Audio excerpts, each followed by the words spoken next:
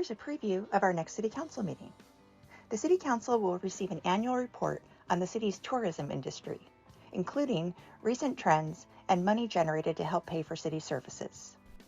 Also on the agenda are several routine matters on consent, which means they can be approved with one vote. These include approving the minutes of the September 26th and October 3rd City Council meetings, and approving the plans and authorizing 2 projects to be put out to bid: the Mitchell Park Revitalization Project and the rehabilitation of a water tank at the city's water treatment plant. Also on consent, approving the acquisition from Caltrans of land needed to construct the planned widening of Higuera Street from Bridge Street to Elks Lane, developing a list of pre-qualified professional services firms to support city construction projects on an as-needed basis, and appointing 1 member to the Tourism Business Improvement District Board. The City Council will also receive an update from Cal Poly representatives on the Cal Poly Housing Update and Water Plan. And the City Council will issue a proclamation declaring November 4th as Arbor Day. The San Luis Obispo City Council meeting will take place at City Hall on October 17th, starting at 5:30 p.m. The city encourages your participation either in person or through 2 virtual options. Use your computer or mobile device. Click on the Zoom link on the first page of the agenda. Then, when it's time for public comments on the item you're interested in, press the Raise Your Hand button. You'll be notified when it's your turn to speak, so you can take yourself off mute. To participate by phone, call 1-669-444-9171 and enter the meeting ID listed on the agenda. Press star 9 to raise your hand when the comment period on your item begins. You'll be notified when you've been unmuted and it's your turn to speak. Whether in person or virtual, you'll have 3 minutes to make your comments. Get the full agenda and attachments at www.slocity.org/agendas.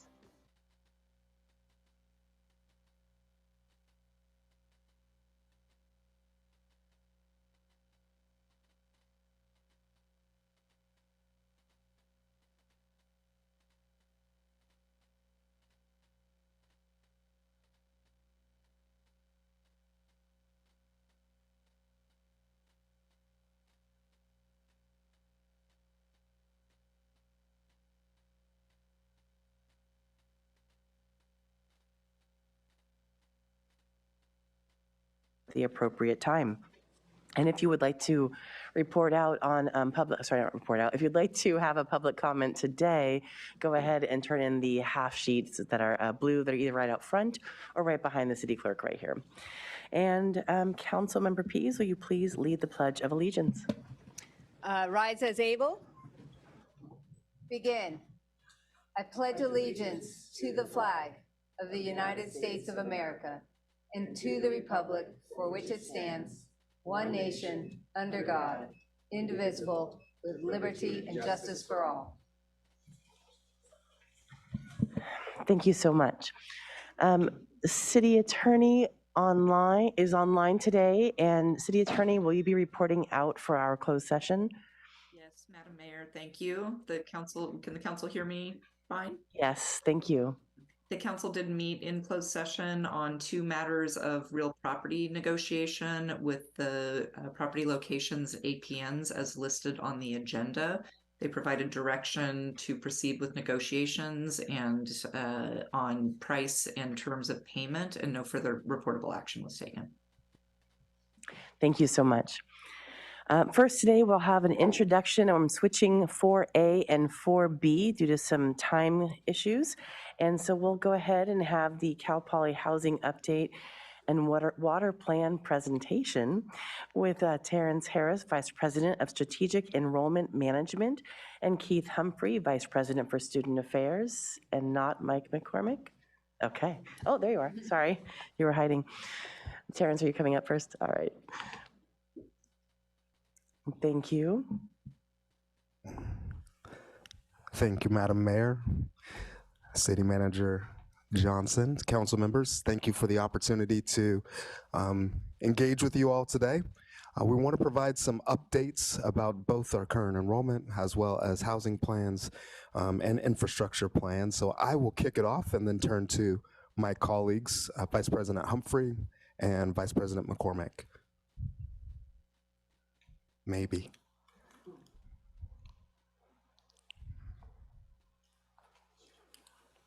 It's on.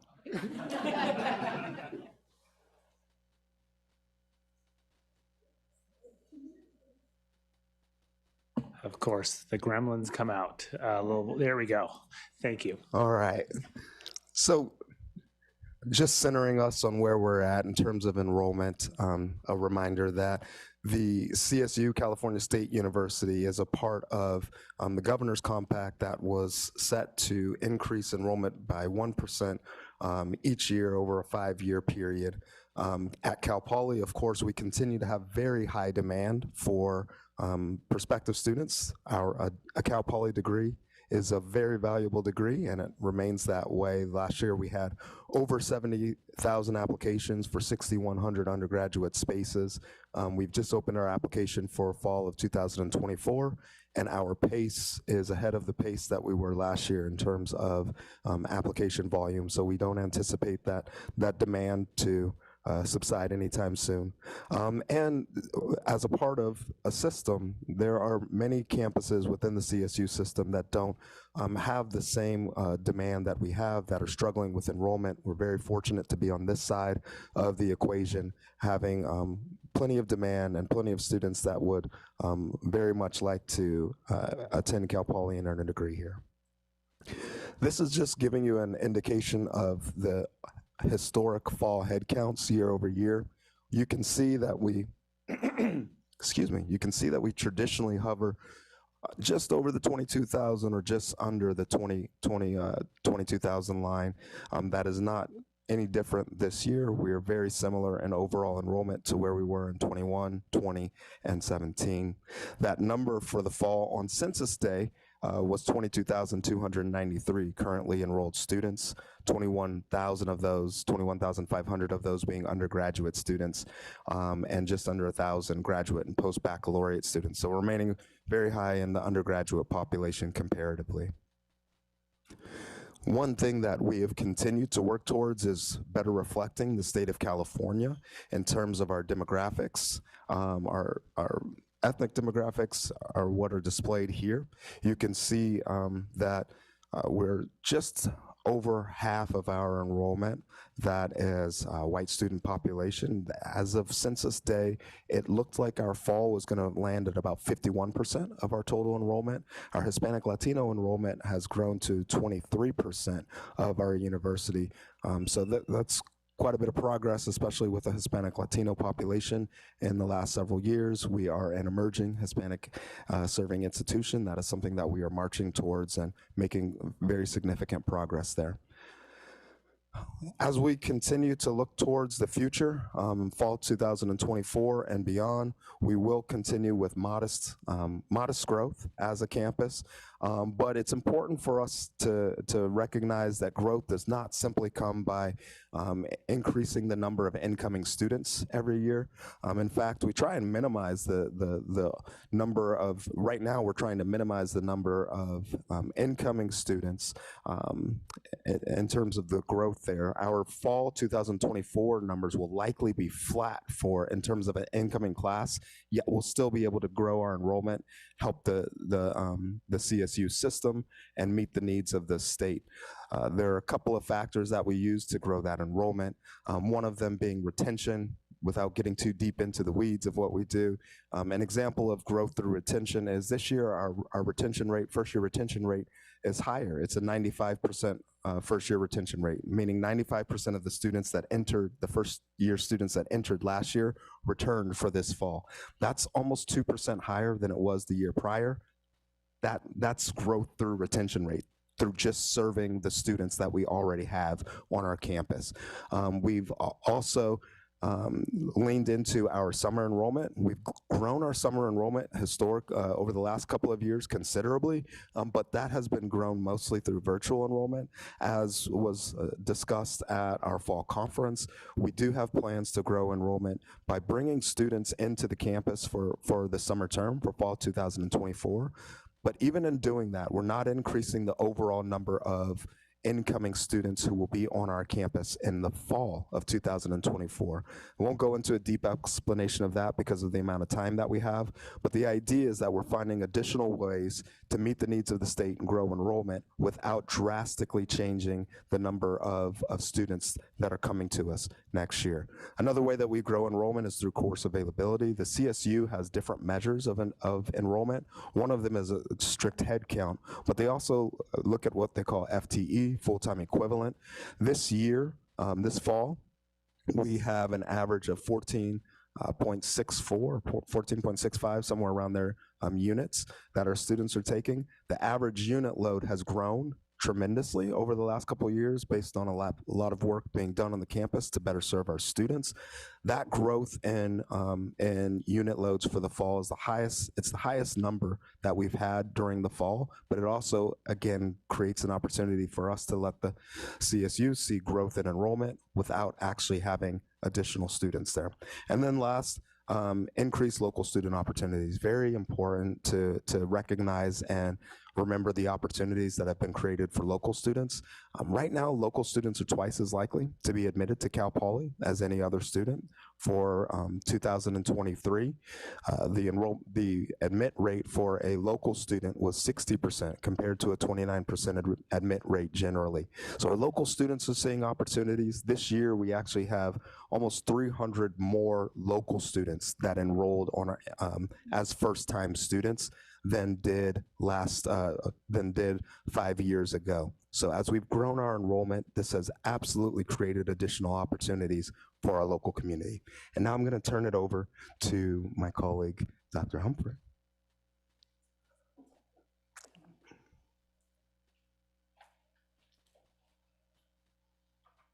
Thank you, Terrence. Good evening, Mayor, Council. I'm Keith Humphrey, Vice President for Student Affairs. I'm excited to tell you where we're at in our housing program and growth in housing.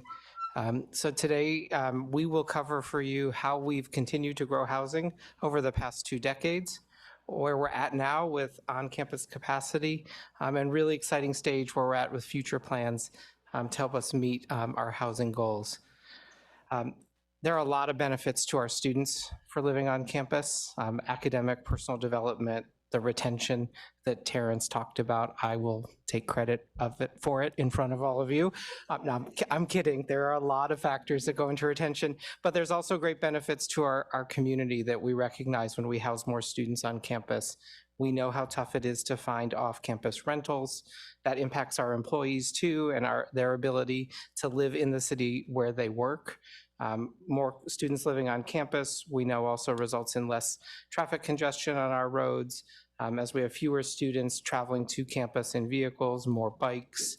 We limit that parking for residential students, and only a very, very few number of first-year students are granted parking privileges on campus in extenuating circumstances. And we're able to do that because some of the fantastic work that you all have done in the community to extend bike paths and re-engineer roads and intersections to make biking safer for everybody in the community, and our students benefit from that.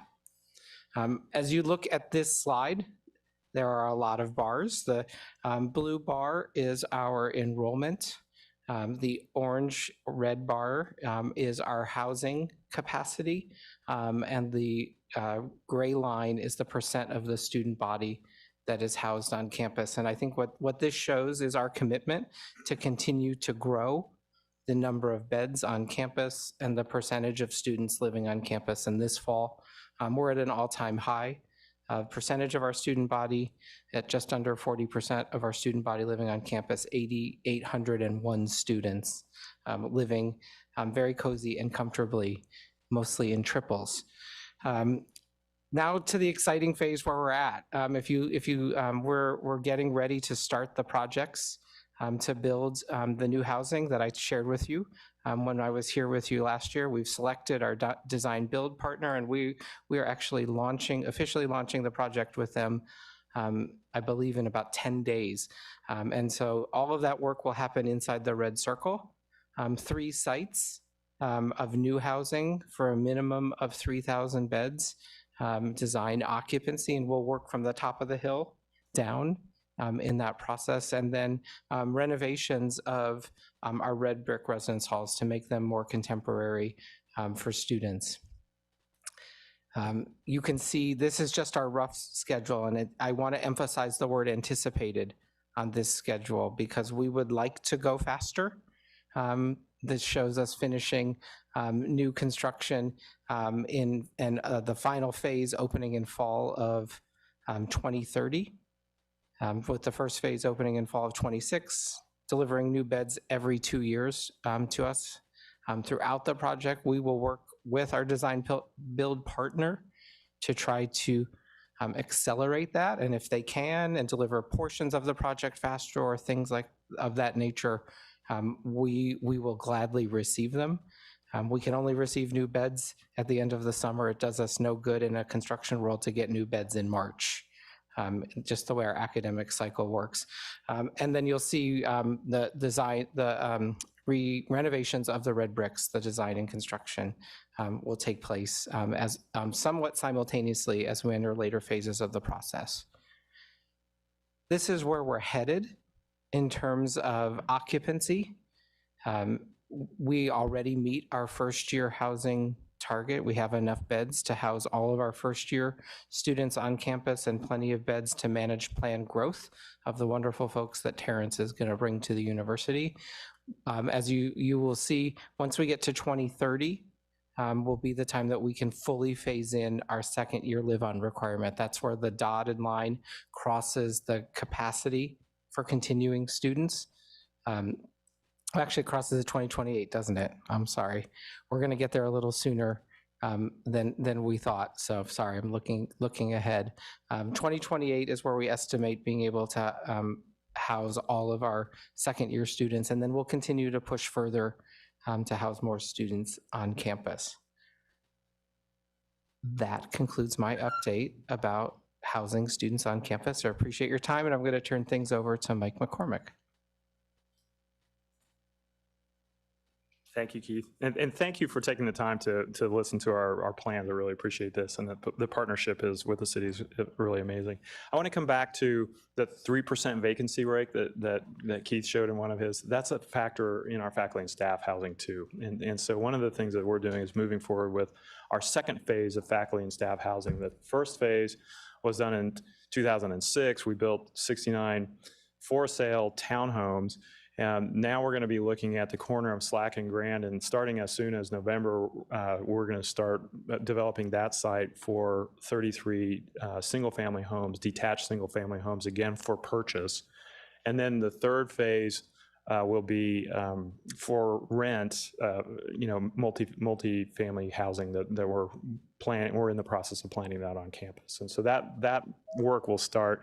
The idea is that we have the full spectrum of housing for our faculty that we can offer them, and we can actually have faculty move through that spectrum. So the first people that will have a chance at the single-family houses that we're building on Slack and Grand are the people that are in the Bay of Montana.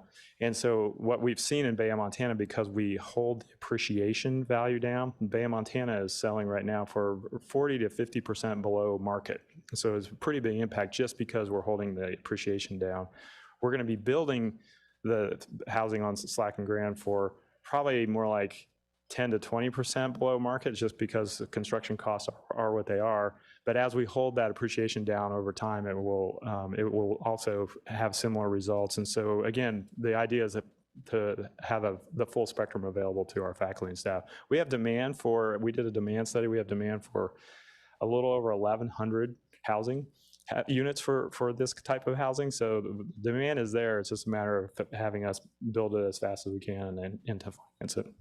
So that's where we are with faculty and staff housing. Here's a site plan of Slack and Grand. Slack is running across the bottom. And you can see that what we're really thinking of this as we're essentially thinking of this as an expansion of the neighborhood kind of into that part of the campus. And so you can see that the homes will range anywhere from 1,600 square feet to 2,100 square feet. They all have garages, so they'll be parking in the house itself. And we're trying to work with the grades and stay back from the entrance to campus. Okay, and then I'll move to infrastructure, which I know you're excited about, right? One of the things that we're doing as we plan, we're trying to look a lot farther out in advance. And so Terrence talked about the kind of slow, smart growth that we're talking about over the years, and that will eventually, task our infrastructure. And so we basically have one source of water, which is the Whale Rock Reservoir, which we share with the city. We do get some groundwater for ag irrigation, but most of it is coming from Whale Rock. And the master plan build out calls for about another 300 acre feet. So it's about 30% more than the current safe annual yield that we have at Whale Rock. And so we're kind of actively trying to figure out how to both conserve the water and looking for other sources. You can see, first task obviously is conservation. So since 1996, which is sort of where our records get a little bit dicey, but since 1996, we've added 3 million square feet, we've added 7,000 students, and we use 17% less water than we did back then. So we will continue that effort of water conservation, but that's not going to get us all the way there as we look forward. So we're also looking hard at wastewater treatment on the other end of the spectrum, right? As it comes out of the houses and of the housing, and this is really where our biggest constraint is. We've bought into enough capacity with the city. As you can see, 1,000 acre feet per year is more than our safe annual yield is. But it's on the next two that we start to see pretty significant constraints. That's the capacity that we bought into for the city's wharf and also the capacity of the collection system. And we're bumping up against those capacities right now, even before we add housing that Keith talked about. So our planning strategy, let me just explain the graph very quickly on the right-hand side. The demand is on the right. And so you can see below the first line is our current use. Above the second line is, up to the second line is our master plan, and above that is thinking ahead of the current master plan. You can see that we use about 1/3 of our current water from Whale Rock on irrigation into the ag fields. And so our first strategy is to stop doing that, is to start using recycled water, Title 22 water on the ag fields, and use that water as potable water.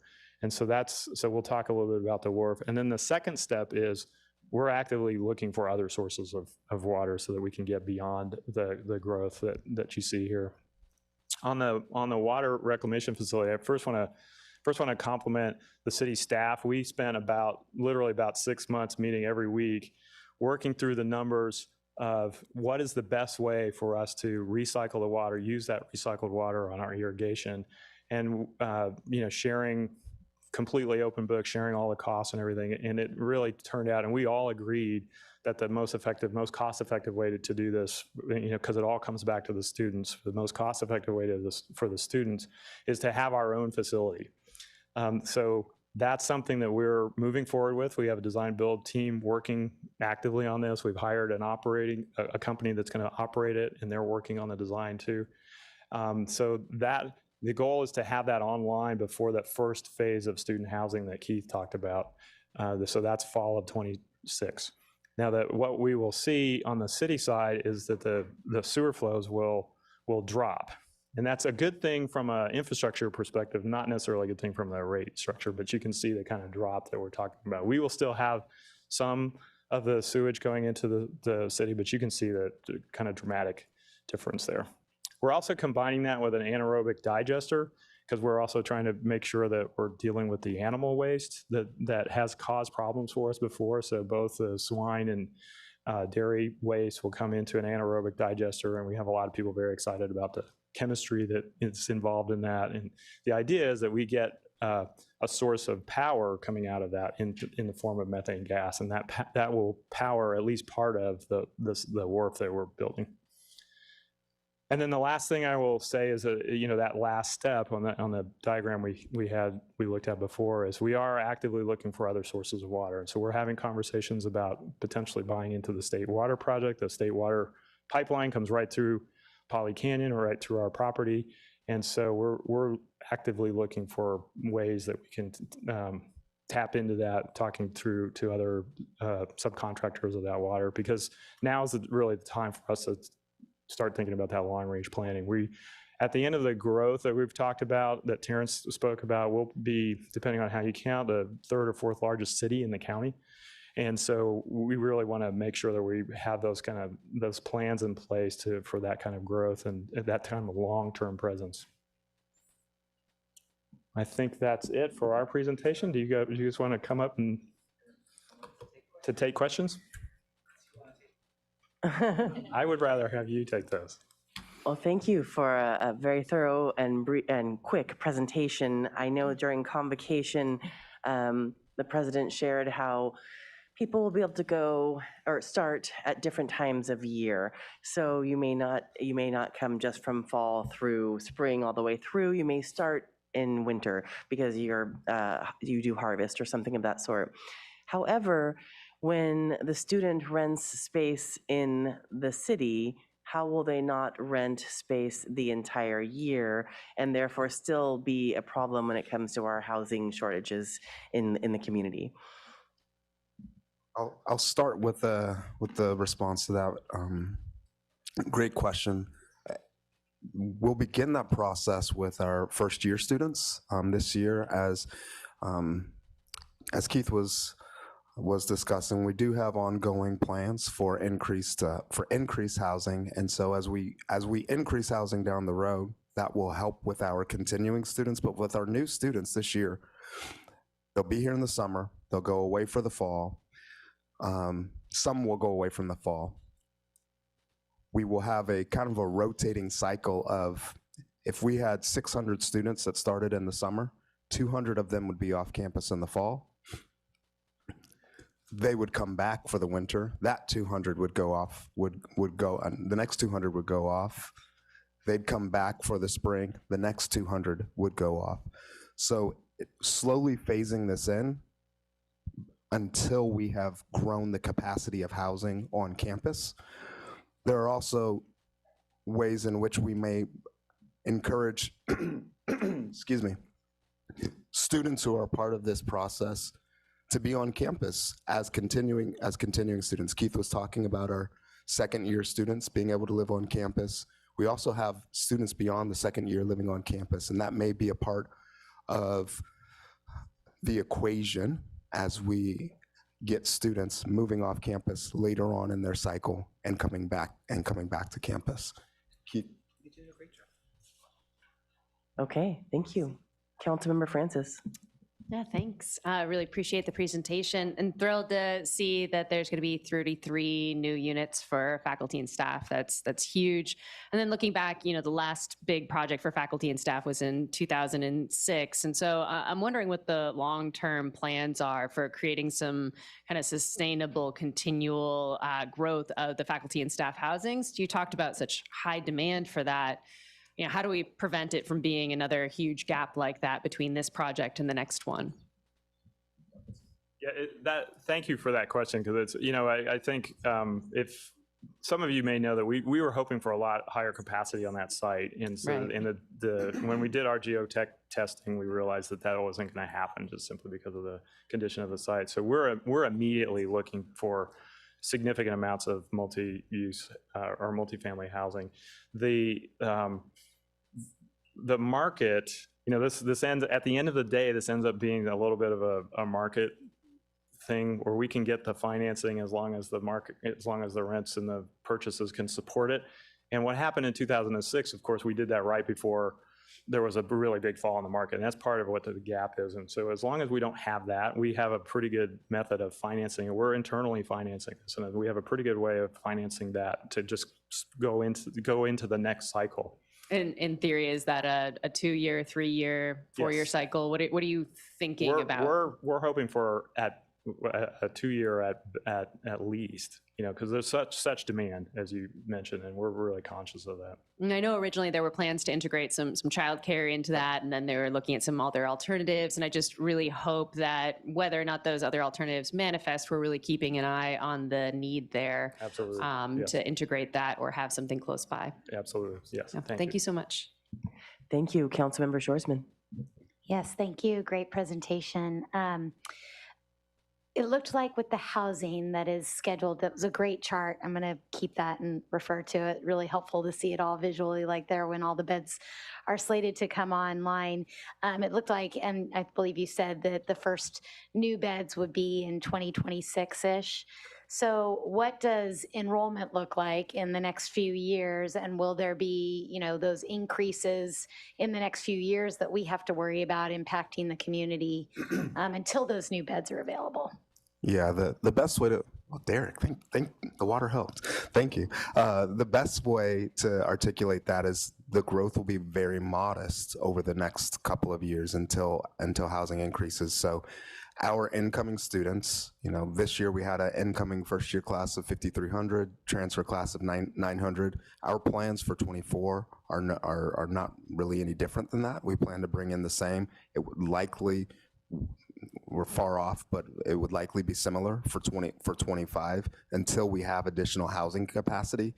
Once there's additional housing capacity, we might begin to up the incoming student population to grow a little bit, to accelerate that growth. But it's modest, 300, 400, 500 student, depending on what graduation rates look like, retention rates look like. Our very, very early indications for 24 look like if we brought in another class of 5,300 freshmen, 900 transfer students, that it would increase our enrollment by 300 to 400 students. Not a significant, not a extremely significant growth. So you really are kind of planning to, for the next few years, kind of keep enrollment level-ish until 2026? I'd call it modest growth. And again, the big push is making sure we retain our current students, making sure that we increase unit loads and utilize the summer to the best of our ability, as opposed to saying, all right, we're going to have a class of 5,800 or 6,100. Those type of things we're not looking to do until we have the housing capacity to do so. So new numbers are sort of based on ongoing student numbers to a certain extent? Yeah, so one thing you have to keep in mind is that as students come in, if the class of 2019 was smaller than the class of 2023, then you also have modest growth there. So we're not looking to increase the input. We're only looking to take care of what we currently have right now and keep the input steady until we have the capacity to do something different. Got it. Thank you for the University Admissions 101 class. Thank you, Councilmember Pease. Thank you so much. Great information. I'm super intrigued by all those water pieces coming together and look forward to kind of hearing more as that advances. Looking for water, always a intriguing conversation.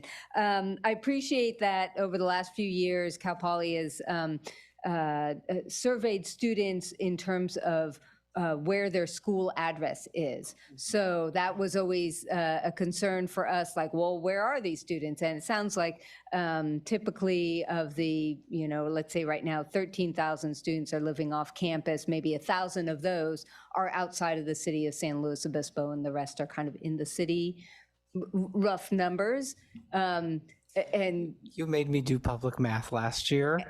Did I do that? And I screwed it up and had to send you all a formal email. About 11% of our off-campus population lives outside the city of San Luis Obispo, and I'm not going to do the math on the spot. Embarrass myself again. That's a good number. I can. We'll do that. So 11%-ish. So I just want to thank you for doing that work and continuing to provide it, because as we've often talked about, so glad for the students that live on campus and those requirements, et cetera.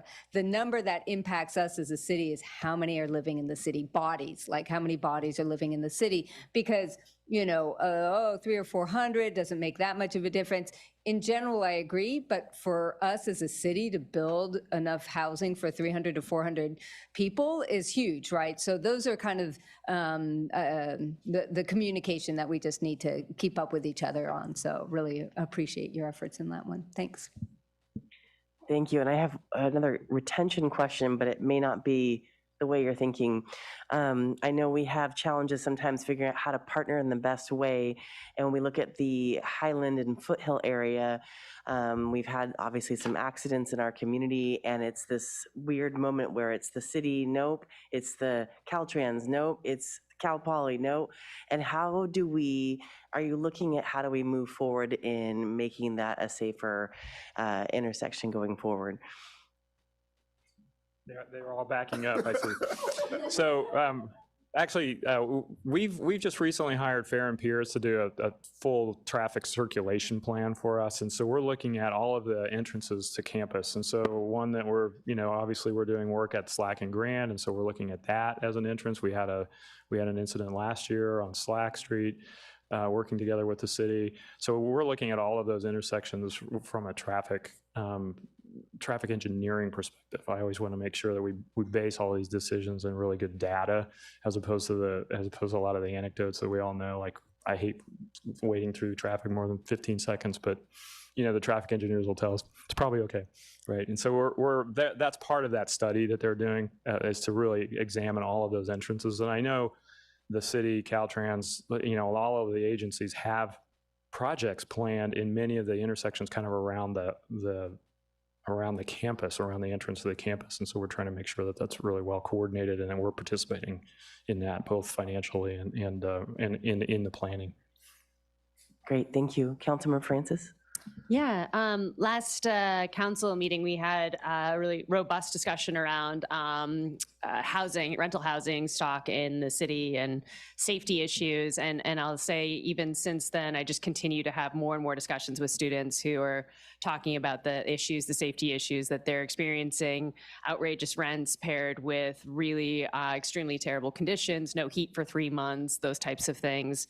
And I really appreciate the work that Cal Poly is doing, hiring an off-campus housing advocate. And so this is not so much a question as just an encouragement to keep being proactive and doing that work to advocate for students. I loved hearing the anecdote at the last council meeting about Cal Poly being able to get folks into safe housing. And I really appreciate that role.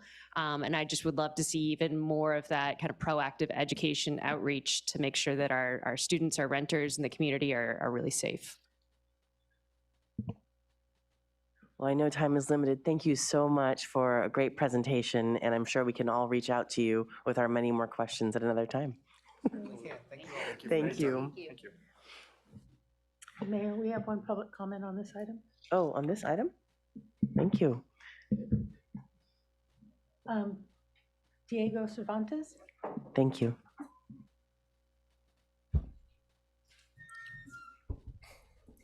Good afternoon, City Council. I have talked about the cost of living crisis in San Luis Obispo before, and I'm sure that this is no secret to anyone. But I wanted to detail what I feel like isn't being talked about enough: how property management firms that disproportionately exploit residents, and how Cal Poly is the epitome of these practices. First, I'm going to describe the experience of a first-year student on campus. Obviously, they are mandated to live on campus, and they're also mandated to eat on campus. The cost of living is an estimated $18,000 for 1 year for a student to live in a dorm with 2 to 4 people. They are forced onto a meal plan. This meal plan is exclusive to Cal Poly establishments, such as Campus Market, which many students refer to as Campus Markup, and the Vista Grande Dining Hall, which, if you ask any Cal Poly student, you are not getting what you pay for. So I also want to bring attention to the presentation that we just saw, how it did mention that the new on-campus housing came with a 6 to 8% annual rent increase for students, or at least that's what it looked like. Many second years, such as myself as a second year, had to live on campus for my second year, further increasing the ability of the university to price gouge its students. Now, I understand that there is a large problem with accommodating off-campus housing for students. But unless there is a large decrease in the amount that these students have to pay, they are being mandated to overpay, and it is so unaffordable for so many students. Once students leave campus, the economic situation does not improve. Many go on to live in school-promoted student apartments, such as Mustang Village, The Slow, and Valencia Apartments, which I happen to live next to. So if anybody would like to take a guess for how much it costs to live in a Valencia apartment, I'll provide those numbers for you.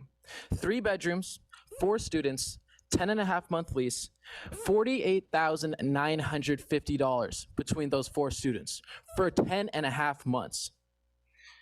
Those who don't get student apartments face another potential issue: property management firms such as Farrell Smith, Reg Management, San Luis Property Management, and California West Incorporated. They are notorious for neglect of their tenants, lying about housing conditions, engaging in shady practices that extract more money from those who already cannot afford to buy a house in the city.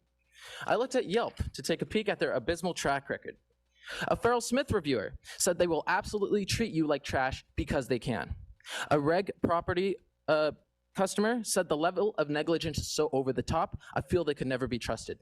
A San Luis Property Management said, due to the loose interpretation of real estate law, my roommates and I lost over $1,100, and San Luis could not care less. A Cal West customer said that the maintenance entered their room while they were in the shower, and they did not get notified until they noticed that things were moved around in their apartment. One thing that they all agreed on is that all 4 of these companies were the single absolute worst. This is the experience of the Cal Poly student. Property management firms, with the university being the worst of them, price gouge and neglect the needs of their tenants. Unless costs are significantly decreased, if it were up to me, mandatory 2-year housing at least could be banned outright, and mandatory meal plans should be made illegal. But however it's addressed, it is up to you as the city council to represent the students and the local renters to stop this exploitation and ensure the economic justice for all who call San Luis Obispo home. Thank you so much. Any other public comment on this topic? Do we need to ask for online? Oh, yes, thank you.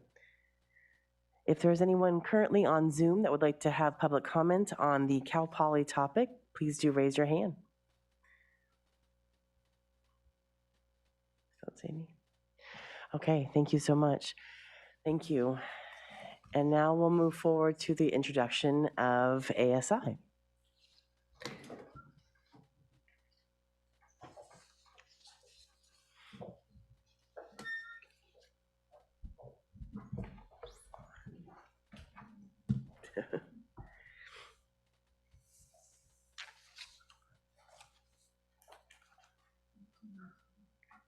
It's okay.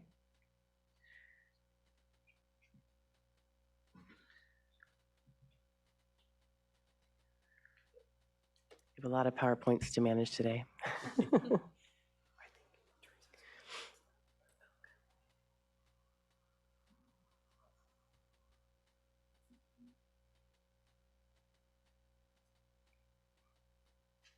It's okay.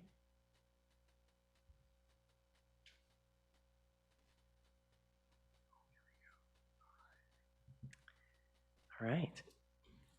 Thank you. Thank you so much. Good evening, Mayor Stewart, members of the City Council, City Manager Johnson, city staff, and members of the community. We are excited today to give you a brief introduction and update regarding Cal Poly Associated Students Incorporated, or ASI, as we are more commonly known as. Go to the next slide. We're trying to just run through it here. I'm going to briefly introduce myself. My name is Tyler, as he, him, his. I am serving as the ASI Chief of Staff, which is basically our Vice President role. Unfortunately, our President, Sam Andrews, cannot be here today, but I'm going to hand it off to Reagan. Hi there, my name is Reagan Denny. I use she, her, hers, and I'm the Chair of External Affairs at Cal Poly. Hello, my name is Olivia Momberg. I use she, her, hers, and I serve as the Secretary of Civic Engagement on the Executive Cabinet. So for those who may be unaware, I'm just going to give a brief overview of the programs and services that ASI provides to not only students, but the community. We heard a little bit about childcare. We actually have the Orphala Family Children's Center that we help manage alongside partners in the university, as well as the University Union, the Recreation Center, the upper sports fields, and a couple other key facilities that are very important to our community here. As far as student government goes, which you may have saw on that previous slide as one of the programs that we offer, we have 3 distinct branches: the Executive Cabinet, which Olivia and I are a part of, the board of directors, which Reagan is a part of, and then the University Union Advisory Board, which is our third, more facility-oriented branch. All right, and then a few updates on Flex Your Right, which is Cal Poly's voter registration initiative. As the Secretary of Civic Engagement, I take great pride and excitement in planning this event as well as Reagan. We are currently working with campus partners for events in January and February leading up to the March 5th primary. And this will include tabling events, info sessions, and outreach to new Cal Poly students. So some events going on in first year housing. And then an event that I'm sure many of you are familiar with is our Meet Your Representatives campaign, where we bring representatives onto campus to introduce them to students and tell them all about opportunities that are available to them to be civically engaged. Please be on the lookout for communication from us. We look forward to working with you and furthering that relationship through the Meet Your Representatives events.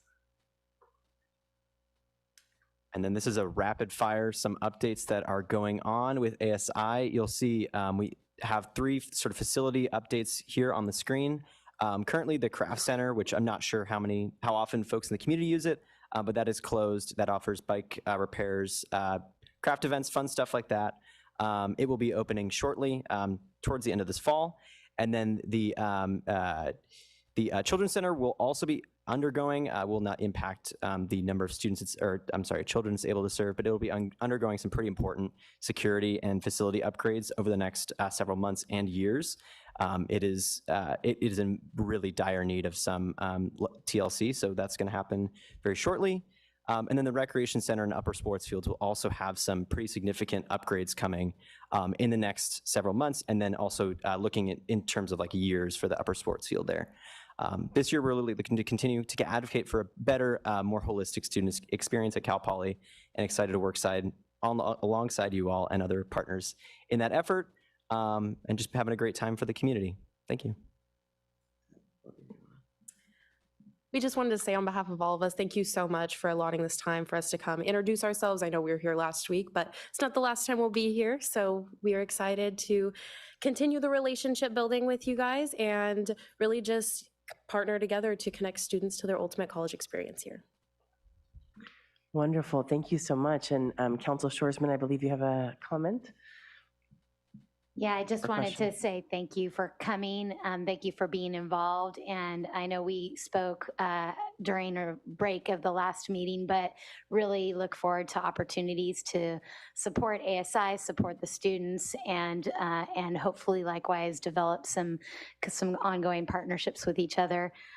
Just noting that I'm super excited that you're having a voting event. We constantly talk about how we want to engage students in our local political process, and would love to help support that if we can in any way. And it's been fun to do some of those Meet Your Representative events. Hopefully can do again one of those in the near future. And then just a comment on the Children's Center. I know Councilmember Francis talked about this before, but and I know the Children's Center is always at capacity and probably always has a waiting list. During the summer, my son had the opportunity to participate in one of the programs when he was younger, and it was a really, really great program. So whatever can be done, or if there's any way we can support, helping expand the opportunities there on campus for families to access that service, would love to help support that. Awesome, thank you. Do you see any public comment? No, I do not. Okay, well, thank you so much for taking your time, and I'm sure we'll see you again. Next, we have the Arbor Day proclamation, and we will be giving this to Mr. Anthony Whipple on behalf of the city's Urban Forestry Division. On the 4th, we get to observe Arbor Day, and we'll have some fun events happening. So I'll go ahead and kick that off. Whereas in 1872, Arbor Day was first observed with the planting of more than 1 million trees in Nebraska, Arbor Day is now observed throughout the nation and the world. The city of San Luis Obispo celebrated its first Arbor Day in 1983, and wherever trees are planted, they add beauty to our city, provide a source of joy and spiritual renewal, thus increasing the environmental, social, and economic sustainability of our city. Trees help reduce erosion and slow stormwater runoff, which allows water tables to recharge our precious groundwater resources, reduce heating and cooling costs, moderate the temperature, clean the air, produce oxygen, and provide habitat for wildlife. Whereas the city of San Luis Obispo has been recognized as a Tree City USA for 40 years by the National Arbor Day Foundation and desires to continue its tree planting and urban forestry program. Now, therefore, I, Erica A. Stewart, Mayor of the City of San Luis Obispo, on behalf of the entire City Council, do hereby proclaim November 4th, 2023 as Arbor Day in the City of San Luis Obispo and urge all citizens to support efforts to protect our trees and woodlands and to support our city's urban forestry program, and further urge all citizens to plant trees to promote the well-being of present and future generations. Anthony, I'll meet you up there.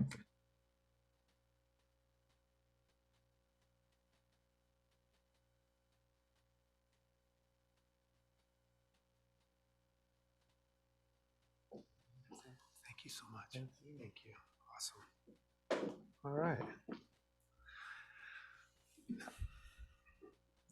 Thank you, Madam Mayor, council members. I wanted to share a little pamphlet I had for this Arbor Day. This is a big one for us. This is our 40th year as a Tree City USA. And so this year we're going to be at French Park, which is off of Poinsettia and Fuller, and we're going to plant 40 trees for 40 years. And that sounds like a big endeavor, but we have great help with our community and some volunteers. We're going to recognize our Rotary Club is going to help get some trees in the ground. We'll be at Farmers Market the Thursday before November 4th, handing out trees and promoting our Arbor Day event. And I hope all you guys in our community can help us celebrate that event.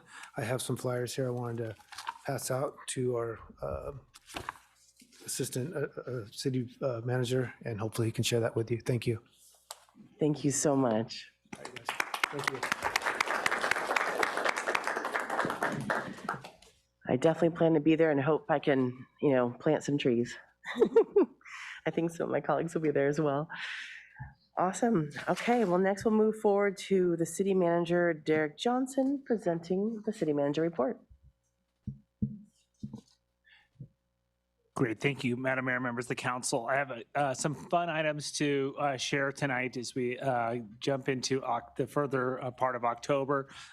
For October, we've got a few Halloween festivities, and so on Thursday, October 26th, if you've ever been down there to Farmers Market, it's really fun. They will host the festivities that include the Trick or Treat Trail, a costume contest at Mission Plaza, and Scarioke. So that sounds really fun. And more. And so I know when I had little kids, and I'm sure a lot of you brought your kids down to Farmers Market, it is a really fun time. Then on Friday, October 27th, the city will be hosting the Parks and Recreation Department annual Boo Bash in Meadow Park from 5 to 9 o'clock. And it's really an opportunity for youngsters and their families to enjoy games, food, activities, and a spooky haunted house, and enjoy the traditional outdoor movie Curious George, a Halloween Boo Fest. And so some exciting days ahead for us. Additionally, I want to share with the council that, just a reminder, our DEI task force, our DEI strategic plan is the surveys open until October 31st at 5 p.m. The survey is available both in English and in Spanish, and it's really an opportunity for the community at large to participate in the visioning survey and provide information that will inform and guide the vision for the city's DEI efforts in the upcoming years. And so we're encouraging the community to complete the survey, and all questions are optional, and we do encourage everyone to complete its survey in its entirety. There's some really useful questions. It is confidential, and so no contact information is collected, and the results of the survey will only be provided in the aggregate only. And again, as a reminder, all survey responses must be completed by October 31st by 5 p.m. And the links for the survey, both in English and Spanish, are provided up on the screen tonight. Also want to share some other events in and around San Luis Obispo. We're inviting people to explore the natural wonders at the SLO Botanic Garden. Join November's Around the Town event, and so you can enjoy the beauty and diverse plant life at the garden. It is a free event, and it's a great event for seniors and active adults 55 years and older. And if you want to sign up, you can do so at the Senior Center by phone, or you can do so by email and by contacting Hadley Clegg, our recreation coordinator, at 805-781-7303, or her email address hclegg@slocity.org. Some other upcoming park and recreation events. So we'll be showcasing a number and variety of youth programs coordinated by the Parks and Recreation staff. The upcoming volleyball clinic will run from October 30th through November 15th for ages 7 to 13 with an emphasis on introductory skills and teamwork. We also have a monthly Learn and Swim and Grow program that continues every fourth Tuesday at the month on October 24th at the SLO Swim Center. You can come and enjoy story time that incorporates fun water sports and topics, and then jump into the water for some play. It's free for children and $4.25 for adults.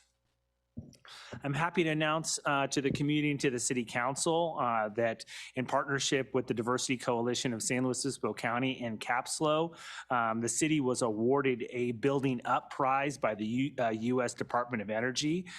The prize awards the city and its partners $400,000 and up to 140 hours of Department of Energy technical assistance to help low-income building owners access resources to improve their homes and invest in energy efficiency upgrades, solar, and high energy efficiency electric appliances with a focus on mobile and manufactured home.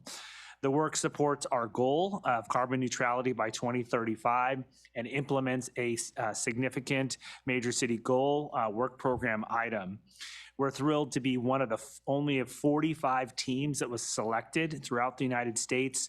In addition to the prize money, it also makes us eligible for future rounds of implementation funding. So this really sets us up for success, and we'll share more details as we get underway. And I just want to thank our partners at the Diversity Coalition in CAPSLO and our talented sustainability team, and really happy to share this news with both the community and the council.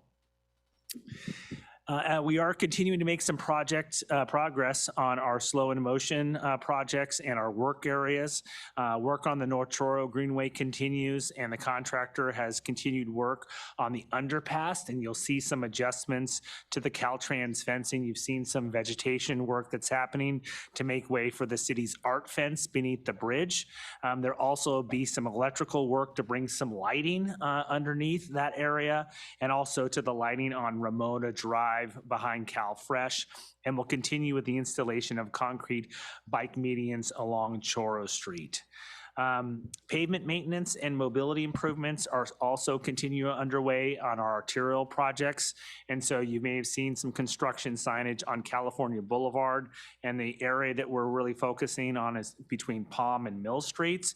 We've seen some installation of some new curb ramps, and we'll soon be repaving California from Monterey to Mill, as that asphalt and that roadways experience some significant deterioration. Moving to another portion of town, the public can also expect to see some traffic control work on Orcutt Road as the contractor works to adjust utility covers to pavement surfaces from Laurel to Fernwood, and then sealing other areas of the roadway. And the contractors also, and I know, I wish Councilmember Christensen was here, as we are beginning work on Monterey Street from Santa Rosa all the way to California. So a significant amount of work, and I want to thank Matt Horm and his team. A few years ago, they did some temporary patching work that got us through to this point.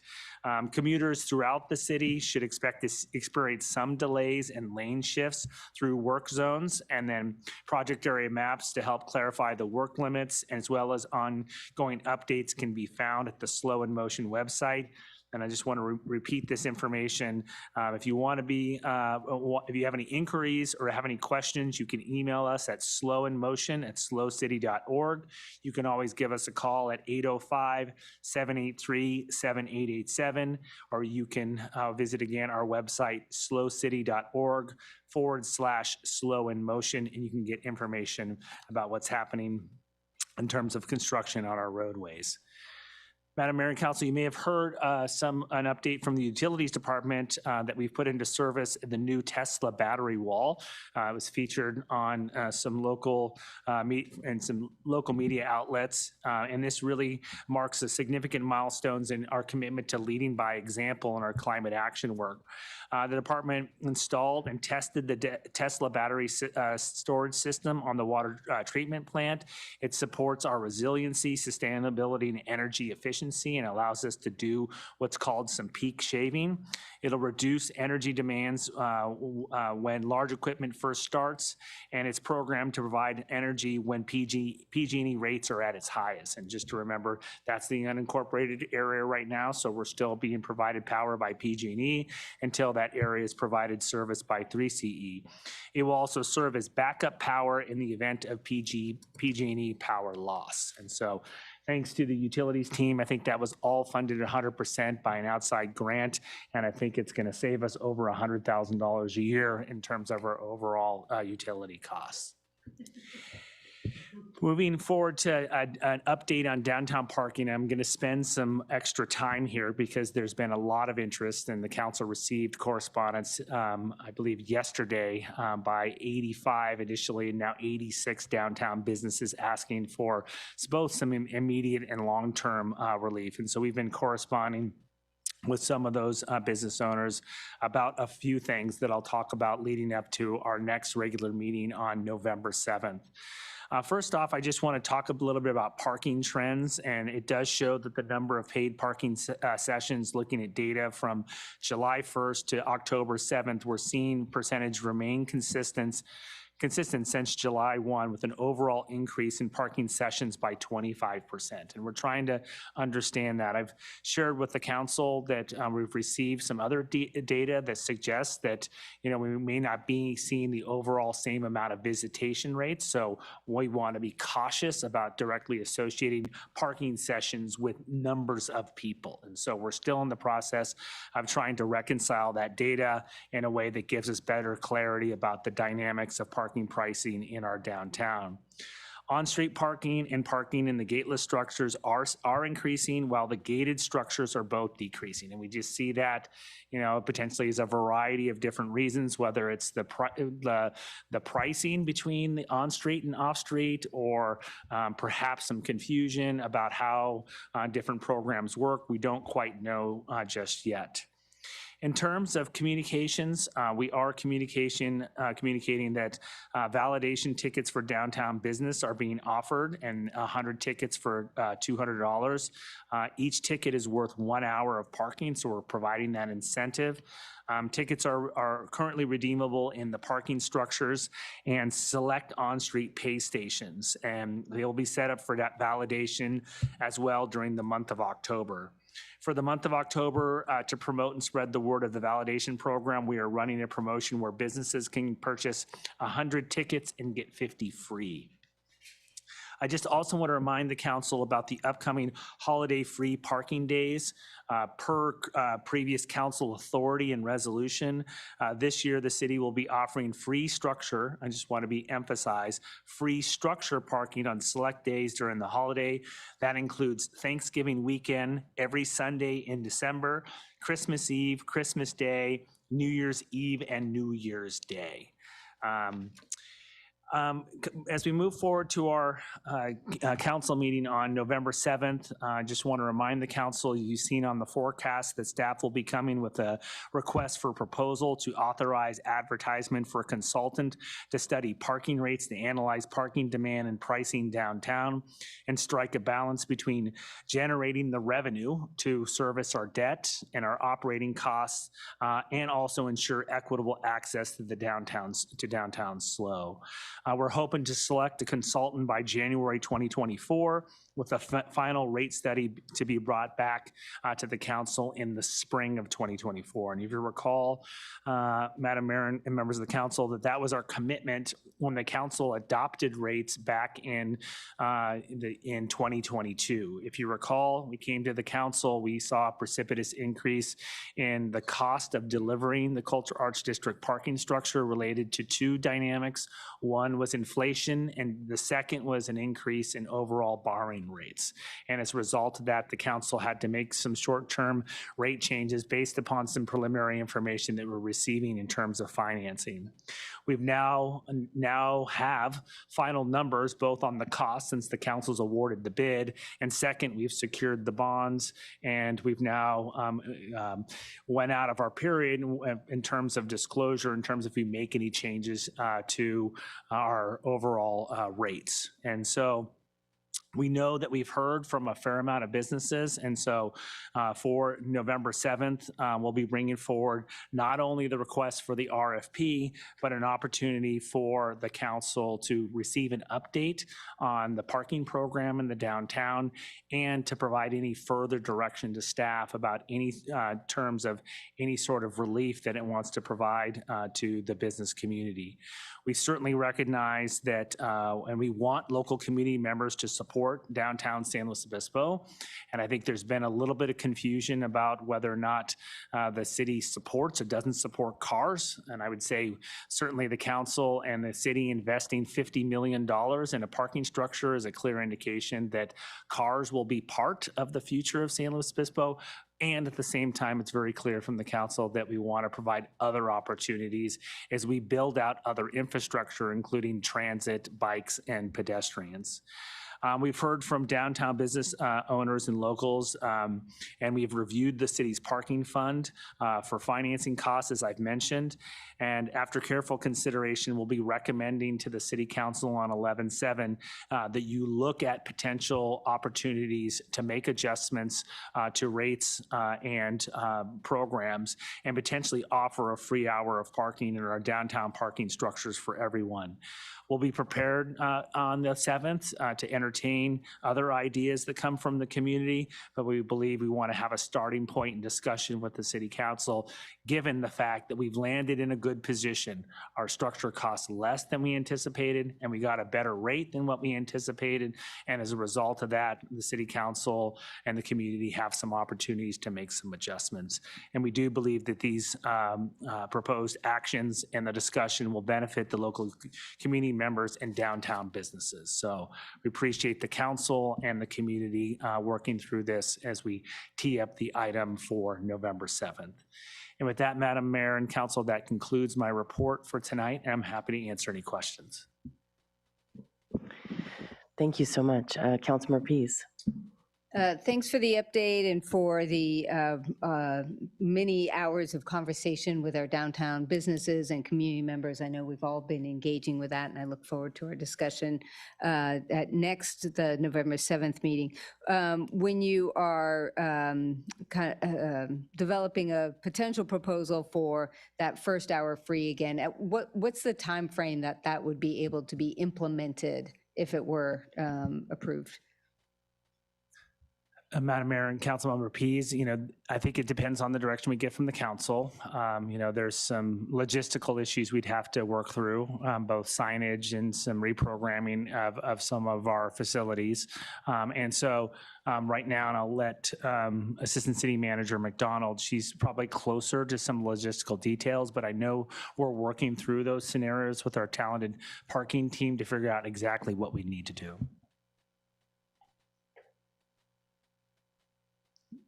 It's red. Go ahead.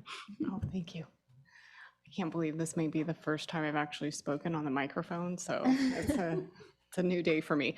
Thank you. Yes, we certainly will be prepared to discuss how quickly we can implement that change. We're looking at those technological changes we'll need to implement right now and trying to come up with that plan. I would like to say we could just flip that switch, and that could be an option. It might not go quite according to plan. So we're looking at that as well. We want to make sure that this is rolled out in a way that's going to have the intended effect, which is providing a more seamless and a benefit to the public and to businesses. So we'll definitely bring that forward on November 7th and let everyone know what we're thinking in terms of how quickly we can get it up and running. We're kind of doing those number crunching and arm wrestling around what do we think is going to be feasible. Great, thank you. Thank you. Definitely one of my questions. Councilmember Shorsman. Yeah, on that note, we've we have had a lot of other things proposed to us by members of the community. We received emails and, conversations from folks about other things that they would like to see in addition to or instead of that first hour free. So will we be able to talk about all those options next week? Or I know we've got the parking rate study coming up, so I don't know how much we can really do without having all of the data. Yeah, in order not to have a discussion tonight about this, I would say we'll certainly agendize the items so the council's got some latitude. And, overall, my recommendation would be to make it clear and simple and definitive in terms of what we're able to do. And so we can lay out, as we always do, some alternatives for the city council as part of the staff report. And hopefully we'll provide a menu from the council and the trade-offs associated with it, whatever options you decide to pursue. Thank you. I think, trying to figure out how do we help local people here the most, that's going to be really helpful. Councilmember Francis? Yeah, my question's actually in the spirit of that. I know that there's been a lot of discussions happening so far, and I won't get too into the weeds because I know this is a discussion for the next meeting, but I'm just wondering how much outreach is going to happen in the interim to local businesses and to folks who have been distressed about parking in the downtown area to determine if this recommendation is the best course of action and the lever that we should be pulling out of the levers we could pull with that potential pot of money. Thank you, Councilmember Francis. I'm happy to respond to that. We've been taking time to not only speak with representatives from downtown SLO, I also took some time to start with the folks chat with the folks who were involved in sending the letter that the council received yesterday. And across the board, the feedback that I've received is that it really is that first hour free that both our downtown businesses are really focused on moving forward as the key benefit that they see as delivering the most positive outcome for them in terms of folks coming downtown. So it's both representative of the folks who wrote that letter and then the folks who we've been working with via downtown SLO, all have sort of landed on that as the top priority. And so for our Park Locals program, that would mean that essentially that structure would just go away if that were the recommendation that the council would to choose? Correct. It would be available for everyone. Thank you. Well, in that conversation, so we can chat about it more on the 7th. Any other questions for the city manager? I just had one more question on the Swim, Learn, Grow program that you mentioned earlier. I think that was what it was. How do parents find out about that program? Is it all from the schools or from newsletters that they are signed up on? Thank you, Madam Mayor, and thank you. Love this question, and so I'm going to offer Mr. Avakian an opportunity, Director Avakian, to give you some more information. Good evening. Thanks for the great question. Multiple ways. We have a SLO Swim Center email newsletter that goes out for those who register when they have an opt-in opportunity. All of our social media, of course, and in our activity guides. So we promote that. And it's a monthly activity that we do, and it's been actually award-winning with our CPRS organization from about 2 years ago. So thank you. Great. Thank you so much. Right. Councilmember Shorsman. Yeah, thank you. You reminded me of one more thing, not for you, so you can. Just wanted to say, in general, I had the opportunity to ride my bike through the North Truro neighborhood between downtown and Foothill and see all of the improvements that are going in. The number of curb ramps and the beauty of them is pretty amazing. And also just wanted to say, I now understand a little bit more intimately the complaints that we were getting about some of the obviousness of some of the curbs that are being put in, and it looks like the new safety measures, the additional cones placed in strategic places along where some of the new bikeway medians, so to speak, are being placed are much more visible. And so I really appreciate taking that extra step to put those extra safety measures and make things a little more visible for people while they're still not completely 100% done. Awesome. Thank you for the update. That's cool. All right. Well, we'll move forward to the public comment period. And if you have any public comment for items that are not on the agenda, this is your time. If you have not turned in your blue slip, your half slip of paper, go ahead and turn that in now. And if anyone on Zoom would like to add a public comment, please go ahead and raise your hand. City Clerk. We have two in the room. One is Janice Chambers and Scott Summers.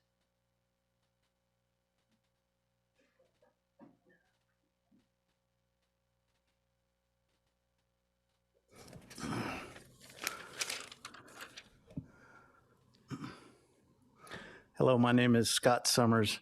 I've lived here on the Central Coast for 46 years. I've been a chef at a few restaurants on the Central Coast. 3 of them restaurants I worked at as a chef was the San Luis McClintocks, the AG McClintocks, the Shell Beach McClintocks.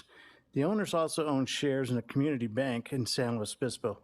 The other participants also own shares in the bank. This is referencing the Goldman Sachs homicides. They are the wealthiest members of this community. They are involved with covering up the homicides. One of them is William Swanson, ex-CEO of Raytheon. He's also funded by Goldman Sachs. William Swanson donated millions of dollars to Cal Poly. They are now weaponizing the internet there with the Raytheon devices, with Oculus, to torture myself and others on the Central Coast with Lloyd Austin and his 2 children. That's General Lloyd Austin. I do not know why the San Luis District Attorney will not look into this willful blindness, 2-tier justice. Thank you very much for your time. Thank you. Janice Chambers, and then if there's anyone online that would like to speak, please raise your hand. Hello, Ms. Stewart and City Council. I'm Janice Chambers. I'm 60 years old and with a physical disability. I lived in SLO County for 7 years due to the fact that I've had a hard time with housing. I'm here before you today asking for your help and help with my 5-year-old grandson, who is now in foster care due to the fact I don't have housing at this time. I feel I've been discriminated against. Unfortunately, I'm currently residing at Prado Shelter, and I don't have my grandson because they told me I can't have him in the shelter. An attorney told me they can put us up in a hotel, which they haven't. We are priority status and really need housing. I've been trying for a year to get my grandson, who is my everything to me. He has autism and still in foster care and wants to be with me. I'm his next of kin. I've lived with him and his mom since birth. I didn't get any help from any caseworkers, appointed authorities, and was never assigned an advocate or an attorney, and I've asked for one more than once. I never had an issue with drugs, alcohol, or law enforcement. I feel I've been treated unfairly. Through this process, my friends and family feel my grandson should have never been removed from me when I opened the case to get him, because my daughter went out with her boyfriend and a bad group of friends and on drugs. We were at the Echo Shelter in Paso Robles as a family, and that's where my grandson was with me. I took care of him, I potty trained him, I was teaching him, and we were very close. We've always been close. He was safe, happy, clean, loved, and cared for with me, by me. I opened the case to get my grandson in custody of him. And I truly appreciate any and all help. If I could get help, it would mean the world to me. And I appreciate all of you here this evening. Thank you. Thank you. Any other public comment? We have one more person online, but they haven't raised their hand, so I'm assuming no. I'm assuming no as well. Thank you. Thank you so much. City manager, is there anyone that you could suggest from the CAT team or someone that could help Ms. Chambers out? Oops, sorry, can you press that again? I apologize. There you go. Madam Mayor, members of the council, let me share my card during the break. We can certainly put you in touch with some of our staff that can certainly provide, some contacts, both either through our CAT team or through some of our mobile crisis unit that only hopefully can put you in touch with the resources that you need. Thank you so much. And before we move on to consent agenda, we were kind of in a rush this morning, or not this morning, this evening with closed session and the presentations from Cal Poly. And I just wanted to add, I just wanted to briefly address the tragic violence in the Middle East in this last couple of weeks. I've had local community members share their stress and their fear and their anxiety. Some have lost loved ones. Some are mourning the loss of innocent lives. Some are fearful of what could happen next. As some people probably know, there's been people leaving papers in the community around some white supremacy comments and opinions, and there's been kind of an uptick in Islamophobia, anti-Arab sentiments, anti-Semitism.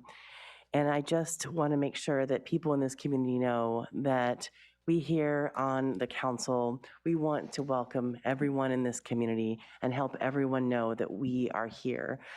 We obviously cannot solve the Middle East, so I'm not suggesting that, but I want people to know they're not alone.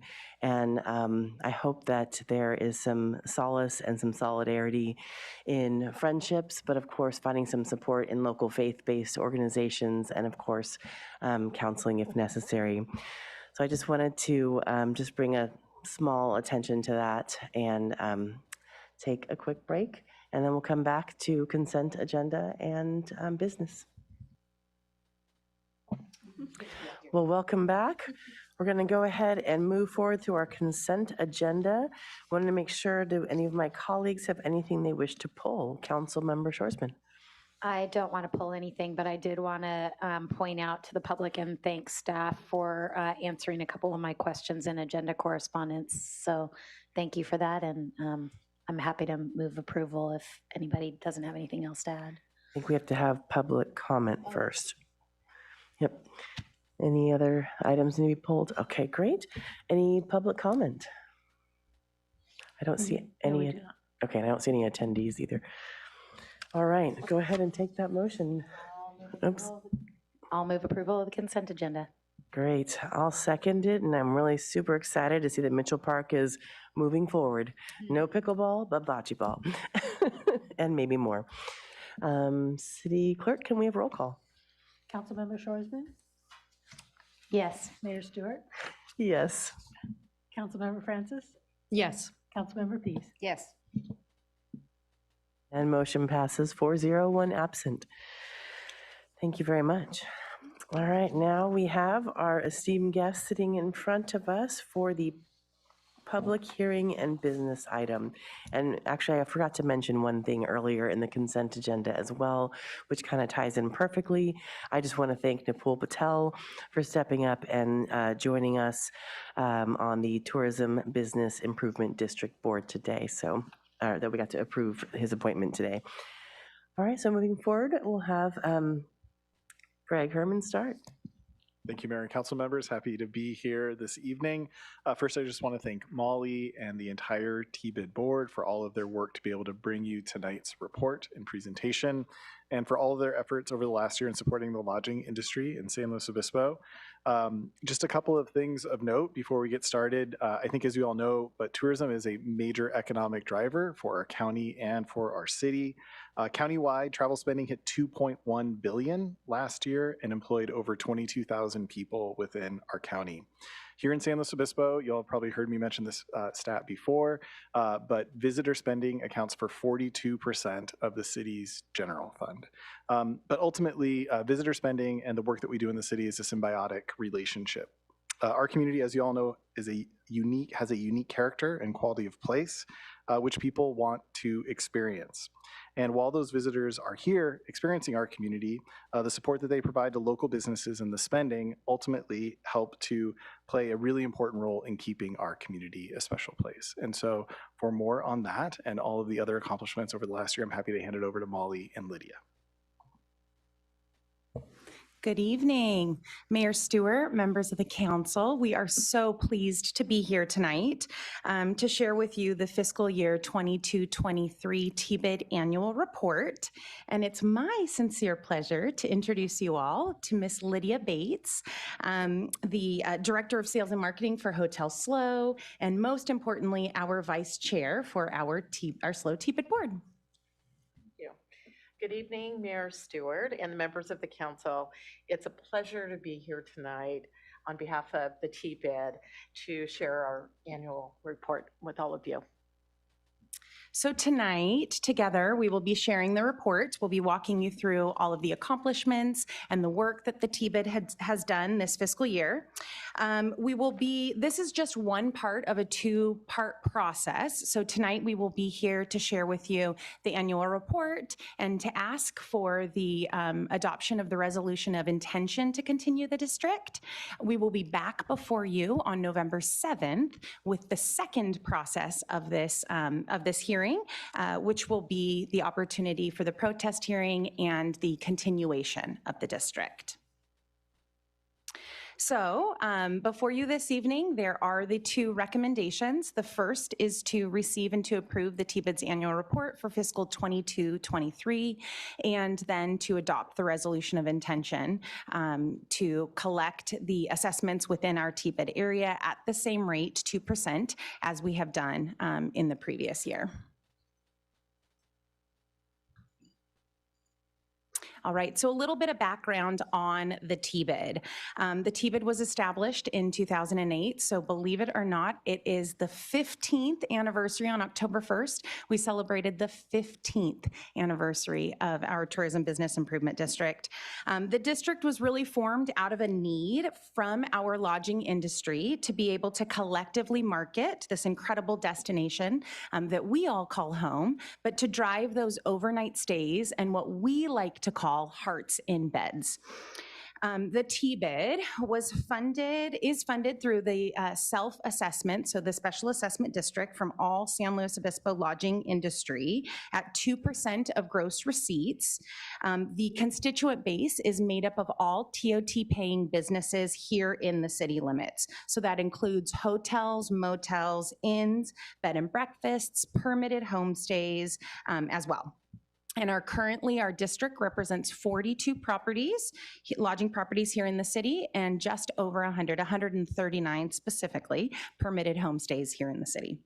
The ordinance was implemented based on the Parking and Business District Law of 1989, and is used to specifically provide those direct benefits to the operators within the district. And so that's how the funds have to be used for programs that support that direct benefit to the lodging properties. All of the funding that we have for the TBID is recommended to you all through a 7-member advisory board. And as we mentioned, Mr. Nipul Patel will be joining us again for, I think this may be his third round on the SLO TBID board. But the 7-member advisory board recommends all actions and funding and programs that is rolled out by the TBID.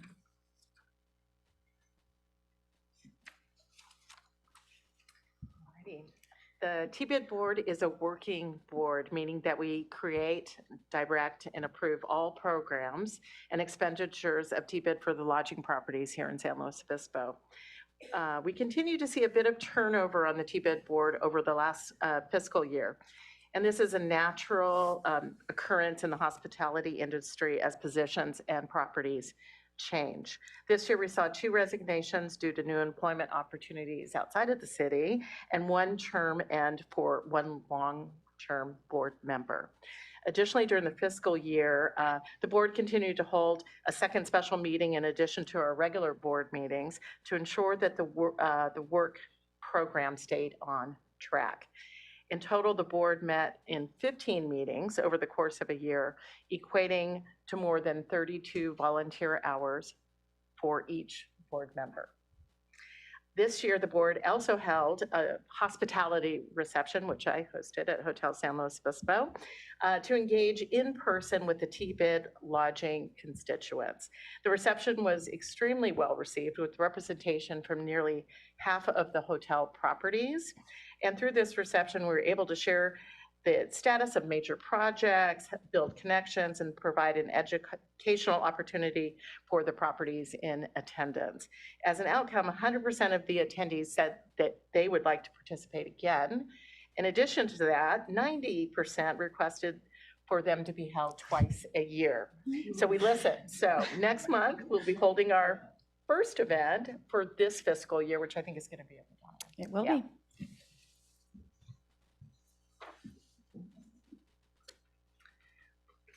Okay, the TBID contractor team. This work cannot be done exclusively by the board. The TBID team is led by the dedicated work of the city's longtime tourism manager, Molly Kenham, tourism analyst, Jackie Clark Charlesworth, in the back of the room, who joined the city team in March, and supported by a number of other city team members that contribute to our work efforts. The tourism staff supports TBID in directing a valuable team of contractors who bring the board's vision to life. In 22-23, that team included our marketing agency of record, the team at Noble Studios and DCI, our social media management team, Badger Branding, and the unique contracted services through the team at the San Luis Obispo Chamber of Commerce for coordinated public relations efforts and the delivery of incredible guest services. All right, so fiscal year 22-23 saw another strong year for tourism here in San Luis Obispo. So we can take a look at some of those numbers. So in terms of key results for the hotel industry, there are a number of things that we watch pretty closely to gauge how business is going and how trends are unfolding and what's happening within our market. So when you look at the chart that's before you this evening, a couple that we can call out first would be occupancy, ADR, and RevPAR, so revenue per available room. What we saw in terms of occupancy this fiscal year, we did see it was pretty flat, so about a 1% increase over the occupancy from the prior fiscal year. While this modest growth illustrates the continued recovery of visitors returning to travel and our overnight stays here in the city of San Luis Obispo, when compared to occupancy that we had prior to the pandemic, we're still about 2% down from where we were at that point in time. So we still have some opportunity to recover in terms of occupancy. How that all kind of buttons out with the numbers that you have before you, of course, since pre-pandemic, we have brought on about 250 new sleeping rooms, including Hotel SLO, here in our community since that pre-pandemic time period. The growth in ADR, so what you see in terms of the average daily rate, we did see slowing this fiscal year. And so you do see the numbers that showed the slowing in the ADR. This is about $9 down from where we were last fiscal year. But still, when we compare with this number pre-pandemic, we're about $33 more. Right? So it's kind of, you're looking at a rate game that can be played in terms of occupancy versus ADR. And that's what you've been seeing throughout this fiscal year within our market.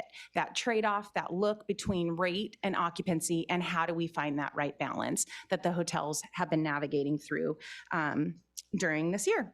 The last key indicator up there is revenue per available room. And no surprise there, when we saw average daily rate dip, that you'd see RevPAR dip as well. And so that number also is slightly down from the prior fiscal year. However, on a financial standpoint, taking a look at the TOT revenue and the TBID assessment revenue, this year you can see that we've had yet another strong year in terms of our tax collection for TOT here in the city. $11 million. So $11 million last fiscal year that we were able to collect. This is a record-breaking number. We celebrated $10 million last year and said, wow, that would be amazing if we did it again. And we raised you one. So $11 million this fiscal year. Which of course is so important to our community. These funds go directly into the city's general fund, fully collected by the visitor that's here traveling to our market, that goes back into the general fund to be able to support all of the services and the programs that we can offer to our residents, and also to keep this community attractive for our visitors.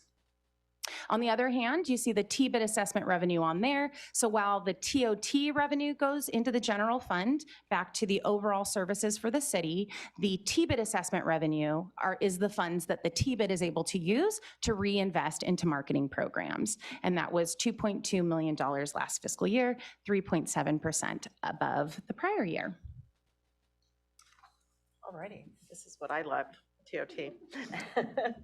And so when you look at the annual performance of TOT, you can see from the chart that the $11 million collected in fiscal year 22-23 continued along the record-breaking trend that we have seen in the past year. And for comparison, in 2008, when the TBID was formed, the TOT was just over $4 million. So talk about a dramatic increase over the recent years. While we are incredibly pleased with the results and statistics, we are cognizant that the trends are shifting in traveler behaviors. And while we rode high post-pandemic, we're now back to a place where the travel messages are a bit noisy and the competition is very high.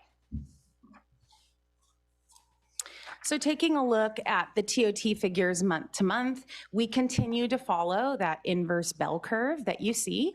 And so we do follow, peaks and valleys when it comes to our traveler season. Of course, our summer seasons tend to be the highest, and we dip down a little bit slower during our off season and our winter season timeframe. We did celebrate $5 million months this fiscal year with July, August, September, April, and June. For comparison, last fiscal year was the first time ever we celebrated $1 million month, which was July of 21. And so this fiscal year being able to celebrate 5 is pretty incredible. In terms of TOT distribution, just wanting to show you kind of the breakdown. We talked about there's kind of 2 segments of industry that make up our TBID. So our lodging properties in total, and those are broken out to our hotel properties and our homestay properties. Our hotel properties contribute about 94% of the TOT collection, and our homestays contribute about 6%. In terms of the financials, the TBID maintains a balanced budget. The figures displayed represent the total allocated budget from fiscal year 22-23. However, as referenced in the staff report, the unaudited year-end TBID assessment revenue is approximately $480,000 more than the budgeted amount reflected in the city's adopted financial plan supplement. The difference will be available for carryover to the fiscal year 23-24. It's always good news. More programs. Yeah. And so here is a little bit of the marketing programs and the highlights that we've had this fiscal year.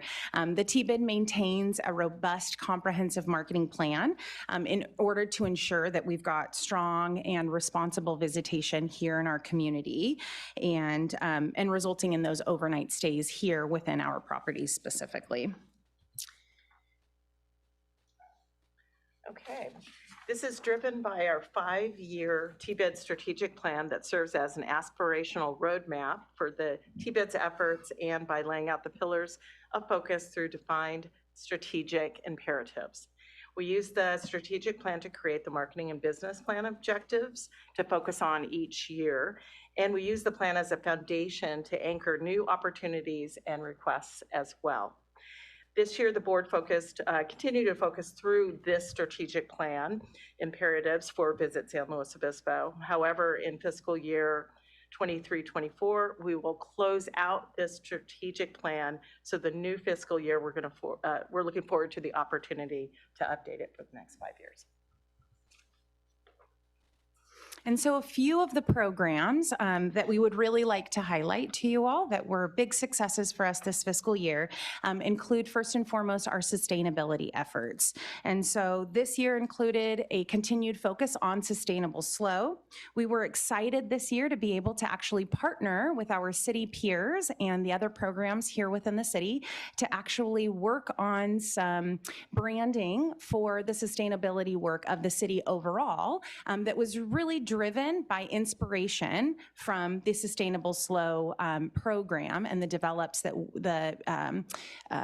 promotional and marketing elements that we had developed as part of the TBID Sustainable SLO efforts. And so now you can actually see some of that inspiration and that branding come to life throughout the city. If you've seen some of the city fleet with the electric vehicles, you may have seen the Sustainable SLO branding on there. And I believe it will be coming to a big belly trash can near you as well.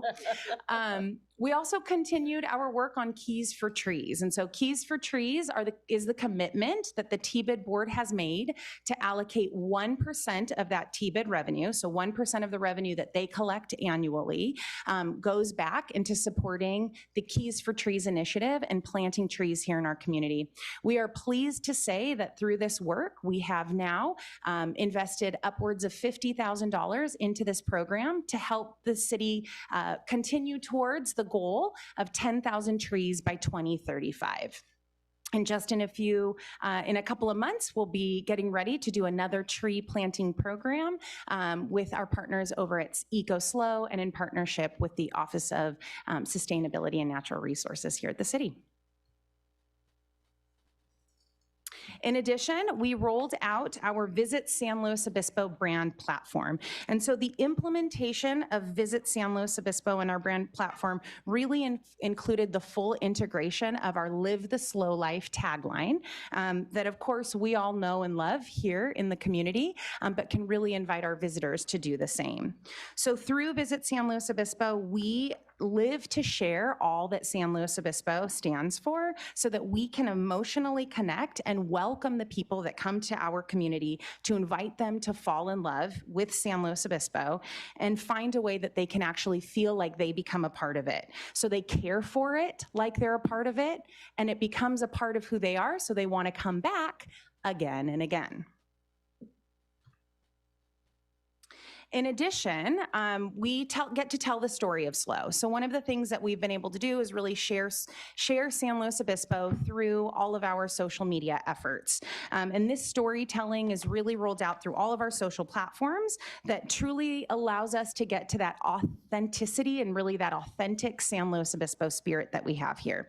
Our socials are split 50-50 between locals as well as visitors. So not only do the locals love to engage with the stories that we're telling and help us truly be able to invite those folks to our community, but it also then gets to show the visitors that this community is a warm and welcoming place, that they can find themselves here, at least for their next vacation.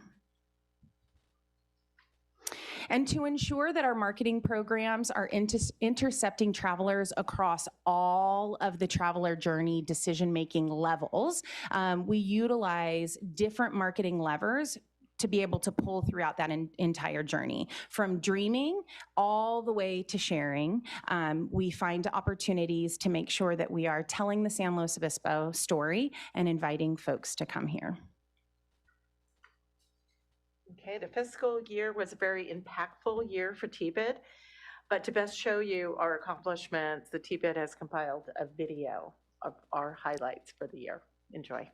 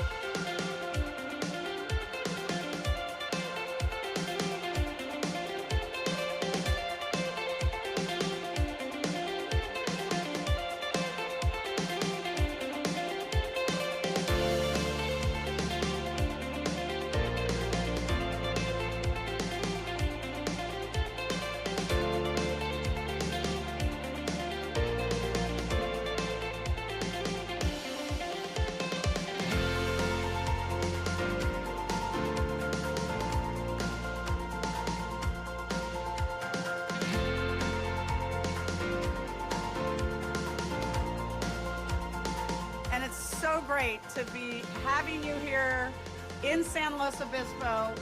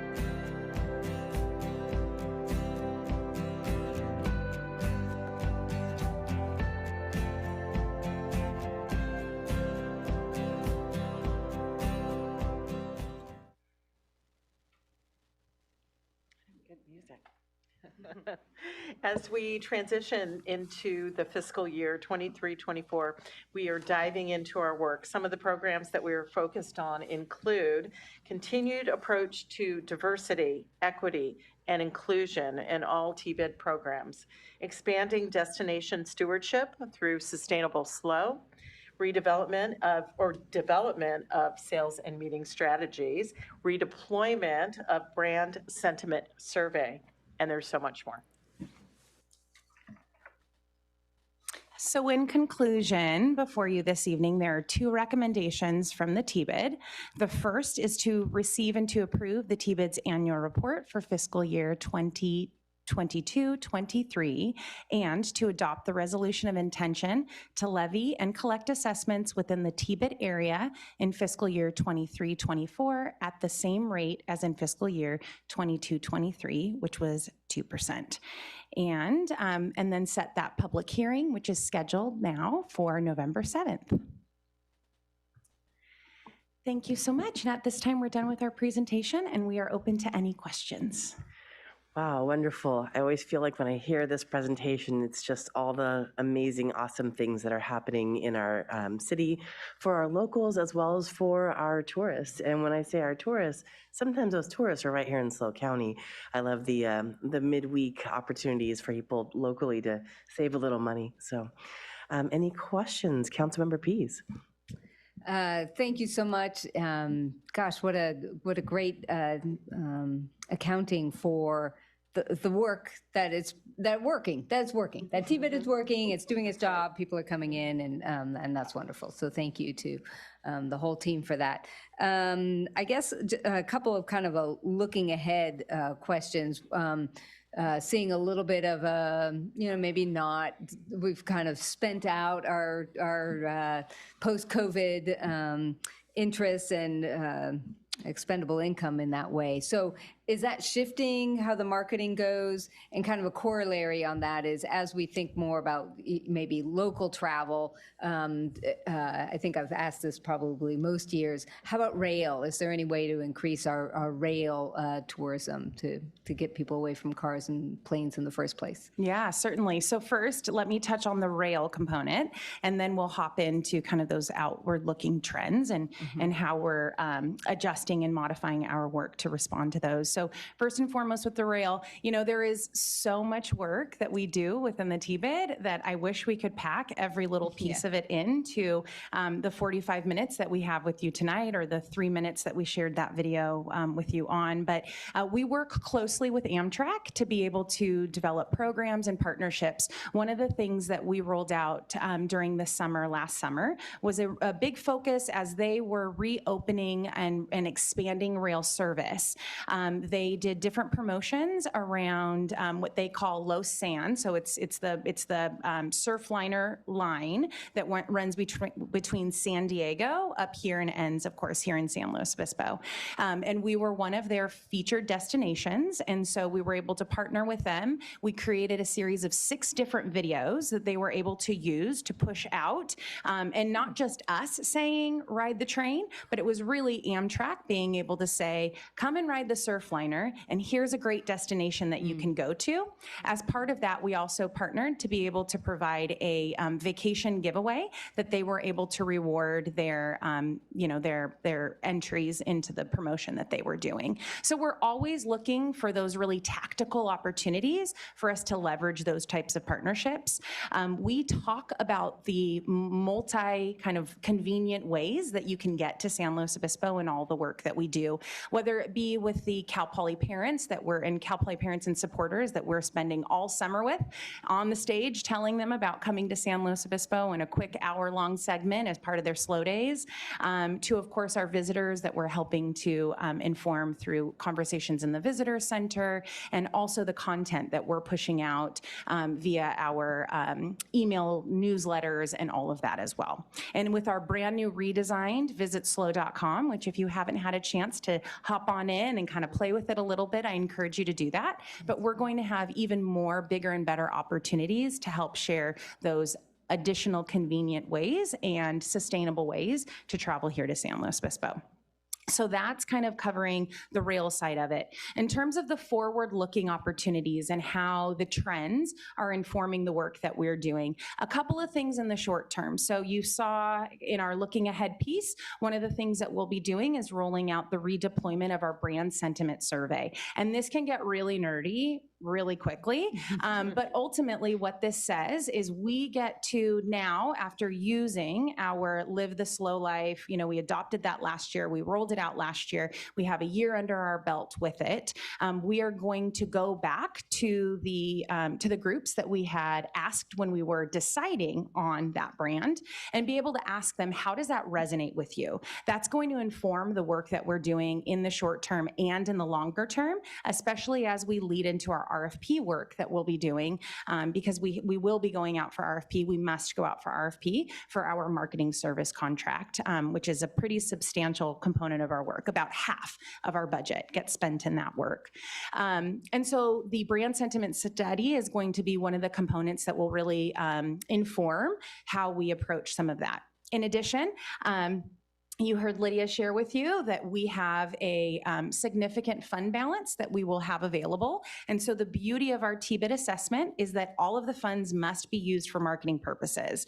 And the TBID board has been so prudent with the dollars and so fiscally responsible with the dollars that they have before them, that they have been able to look at different opportunities in the short term and the longer term to provide us with additional marketing injections, we call them, when we need to really roll out hot times and really respond to a trend that we're seeing.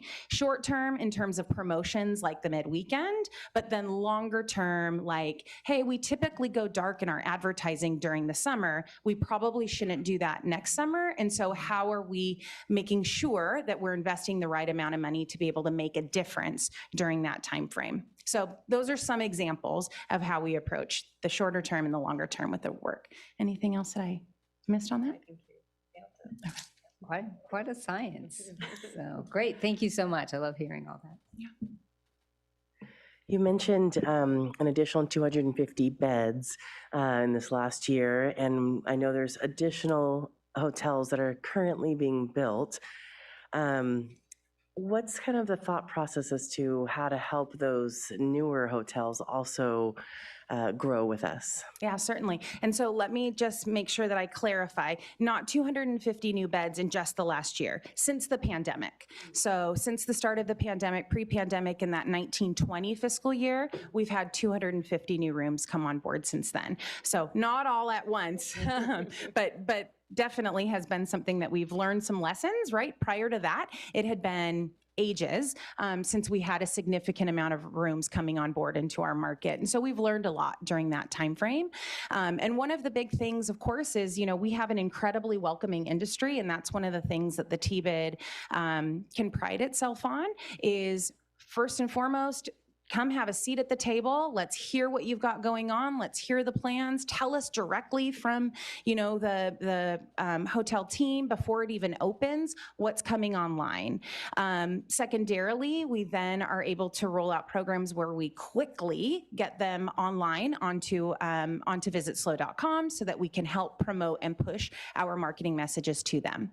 In addition, for example, like with Hotel Slow, their property was a good fit for us to be able to work closely with to host media, influencers, the press, to be able to help them tell the story, but at the same time be able to tell the bigger story about San Luis Obispo and maybe a new offering that our community can have. So those are kind of some of the approaches that we typically take when we have a new property coming on board.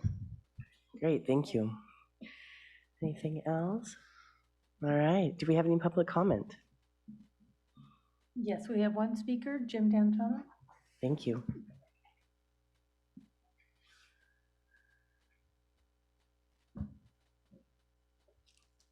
Good evening. Wait, go ahead. Yeah, all right, sorry. Hit the button. Sorry about that. I should know that by now. Good evening. Jim D'Antona, President and CEO for the San Luis Obispo Chamber of Commerce, here tonight on behalf of the business community, not as a contractor, because I really want to, there's this you already know, but I think it's important to say so that everyone hears on how important tourism is to our entire economy. It is a driver through the jobs and tax revenues that are brought forward through the tourism. Like Greg talked about, 42% of those revenue coming in just to the city. What creates those jobs then drives even more. So without these revenues, we wouldn't get these services and infrastructure that our community enjoys, right? $11 million in TOT, having it available. If that disappeared, what would we have to cut and what would it look like? It's not anything we want to think about. So this gain in TOT shows that our hotels are gaining revenue and market share, and that's not by luck. It's because our marketing is getting out there. And that goes for social media. This all kind of happens in the background until someone shows you all the stuff that you're doing, that you're like, wow, there's that and this thing and that thing they're doing to constantly keep it fresh and going to and bringing in those new tourists. So, but the reason it's getting out there is our TBID work. The dollars that the hotels invest in TBID are some of the best spent dollars because you have an amazing staff that is managing great partners like DCI, Noble, Badger, some other organization, I forget which one it is. And they are producing this great material that keeps keeping it new and fresh in what's happening in our community. And that is all overseen and managed by amazing volunteers, board members on the TBID. And again, they are focusing every day, and I've seen it so up close, and it's really great how deep they get into each of these pieces and how is that going to change it all. So all of that to say, I hope that besides the community recognizes the value of these tourists coming to our community, tonight I hope you will also make that recommendation to continue this work so that we can continue to grow and keep our part of the market share. Again, that keeps making this community great. So thank you. Thank you so much. And I believe we saw you as a famous model in the video. Thank you very much for that. Yeah, lots of hats. Councilmember Francis. Yeah, I wanted to, this is my first time getting to be up here and get the annual report. And it's just, as a community member seeing it and now being up here and seeing it, you all are just doing a really incredible, impressive job. And the one thing that I kept thinking as I was watching the video is how much the work that you've done has actually shaped my experience of being a community member and parent, and what it does to like my desire to come downtown and engage with all the cool collaborative activities that you've got going on, Arttober and all of that. And it really has made my experience and my family's experience being here in SLO just that much more amazing. So I wanted to thank you for that. Thank you. Well said. I have to ask the question that I've asked you many times, and just that way you can share it on the public. Something that was mentioned from the commenter was the many employees that are employed through the tourism business.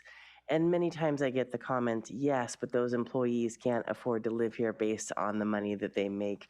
So can you share a little bit about when we talk about the impact and people who live here and work in the tourism industry and what that looks like? Yes, happy to share. So, I would say, having worked in this industry for, nearly 20 years, yes, I've said it. And here with the city for 11, being able to do this great work, we have seen the way that the industry has changed. We've really seen the way that the tourism industry, the hospitality industry overall has really shifted in terms of the workforce that it can create. And that it really can range. Yes, there's no question that there are the jobs that are service level jobs that are produced and that are needed to be able to operate all of these incredible establishments that we have. These service level positions also provide opportunities for education and for growth in order to be able to take on more and more. I will use myself as an example in this space where I started out at a front desk, working at a front desk at a hotel, and was able to transition into a management level role at a local hotel with a local hotel company. And now today I sit before you as a member of our, city's team in order to drive, really high level work that we're doing that is impacting our community. And so there are pathways through this industry to be able to take on more of those opportunities, and that workforce has been created here in our community specifically. And the more and more that the hospitality and the tourism industry plays as an important economic driver for our community, the more of those opportunities will be made available. Thank you so much. Councilmember Shoresman.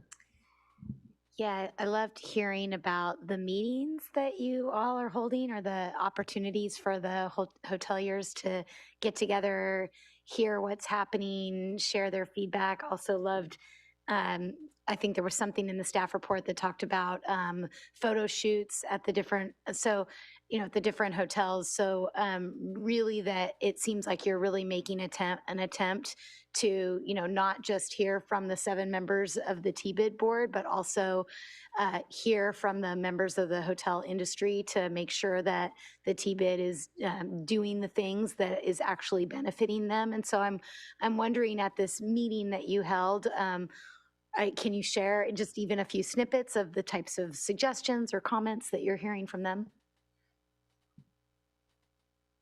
Yes. So again, I wish in 45 minutes and in a 3-minute video, we could tell the story about everything. But really through my time with the city and seeing the different makeup of the different boards that we've had, I would say that this board in particular is so incredibly connected to what the constituents are asking for. Now, of course, again, this all has to be connected back to the marketing work that we're doing, and how can we, use the TBID dollars in order to make a difference in our marketing efforts, resulting in heads and beds here in our community. But some of the things that the board's invested in, so the California Hotel and Lodging Association, for example, that's one of our strategic partners that we have. So the TBID covers the cost through a strategic partnership that we have. Our partnership creates the opportunity for every single one of our lodging properties to be a part of that organization. So that provides a cost savings for them because they're not having to pay that fee as their individual properties, but it also gives them the opportunity to take advantage of trainings and certification programs that they have that are required for their staff, and so many other different components. So that's one example. The hotel photography project is, this was like a pipe dream for me when we were developing the new website. I think I sat in front of the board. Actually, I think we were in this room and I was in this seat. And I said, wouldn't it be amazing if we could hire a photographer, a local photographer, and be able to send that person around to capture photos and, of every single one of our properties. We know that, the 7 members of the board can have the means to be able to do that for their properties. But many of the other 42 properties don't have the ability to be able to do that. And so when we rolled that out at the member reception, it was so incredibly well received. And we've been rolling those. So all of the photos that we are capturing that of course are being used on our website and our marketing efforts are owned by the hotels. And so they go directly back to each of them. And so each week we're releasing a group of new photos to every single one of the properties, anywhere from 10 to 20 photos that they wouldn't already have professionally done, that is making a huge difference for them. And so those types of things have been opportunities. We also heard that they wanted to get more connected with some of the work programs that we have and be able to use these networking opportunities as also educational opportunities. So what we're excited to do at the member reception that we'll be having in November is actually bring in one of our new strategic partners, Kind Traveler, and have them be able to share the network that they've got to be able to help us promote sustainable travel here in San Luis Obispo. Again, another one of those opportunities that the TBID's invested in on behalf of all of the properties that they all will get to be able to take advantage of. So those types of opportunities that continue to be shared with them. Anything else, Lydia? Well, I also think engagement. So each of the board members has a group of lodging properties that we reach out to. So very often, there's people are overwhelmed and okay, we have mid-weekend coming up. It's like, how do I promote this? How do I market it? So we like to make it easy for them. So I have a group of properties that I reach out to help them along. So that way we have greater participation that will benefit all of the properties in the area. And our results have shown that the properties that actually take advantage of those, what we call toolkits, right, that we provide to them, have exponential amount of results in terms of what their property is able to take advantage of within those promotions. So we'll provide you with the social media posts that you need to use. We'll provide you with the email content you need to push out to your email database. We'll provide you with the package information you need to just post on your website. And the properties that are able to do that and take advantage of that work really see the benefit.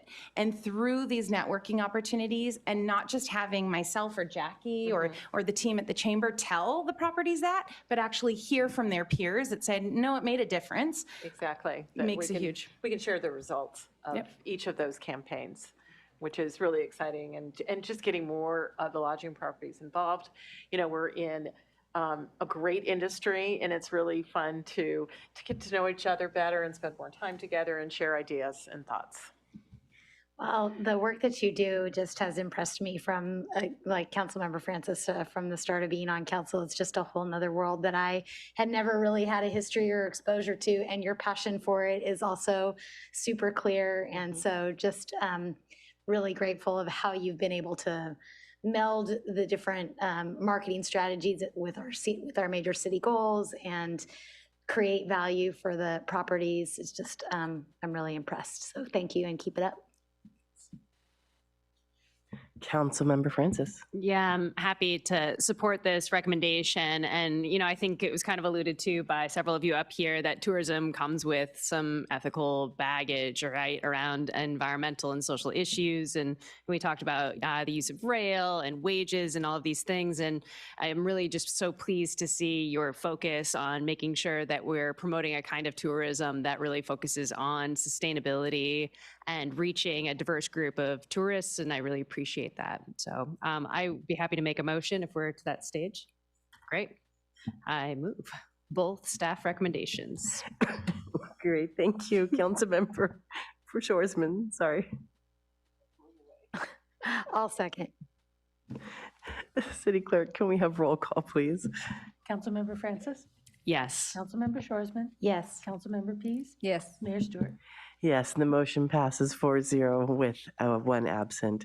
Thank you again for such a wonderful report and all of your hard work and passion and care. All right, so now I cannot believe it. It is almost 8 p.m. and we are done with the meeting except for liaison reports and communications. First, I just want to say thank you to all of the city staff here, especially the city clerk office, as well as my colleagues while I was out for the week, able to take away some time with my family and enjoy that you all are doing an amazing job and I don't have to worry about it while I'm gone. So thank you. I just had two things since we last met on the 7th. Yes, the 7th.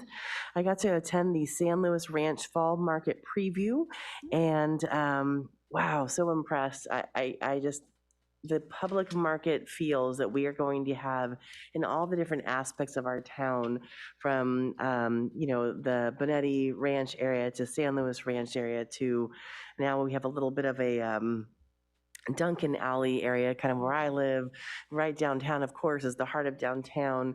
And I just look forward to, as we continue to grow our neighborhoods. It's just been an amazing, amazing job and so exciting to see all the vendors out there. And then I got to attend the chapter meeting for the American Association of Pediatrics. And this district is from like San Diego to here. It's a huge district. But it was really interesting to hear about some of the challenges that our pediatricians have, and also how they want to continue to help take care of children and what they need from government to be able to make that happen. So I'll pass it on to Councilmember Pease. Thank you so much. I was able to attend, SLOCOG hosted a Safe Streets Forum, the second annual, and it's in support of Vision Zero, that no fatalities is an acceptable number.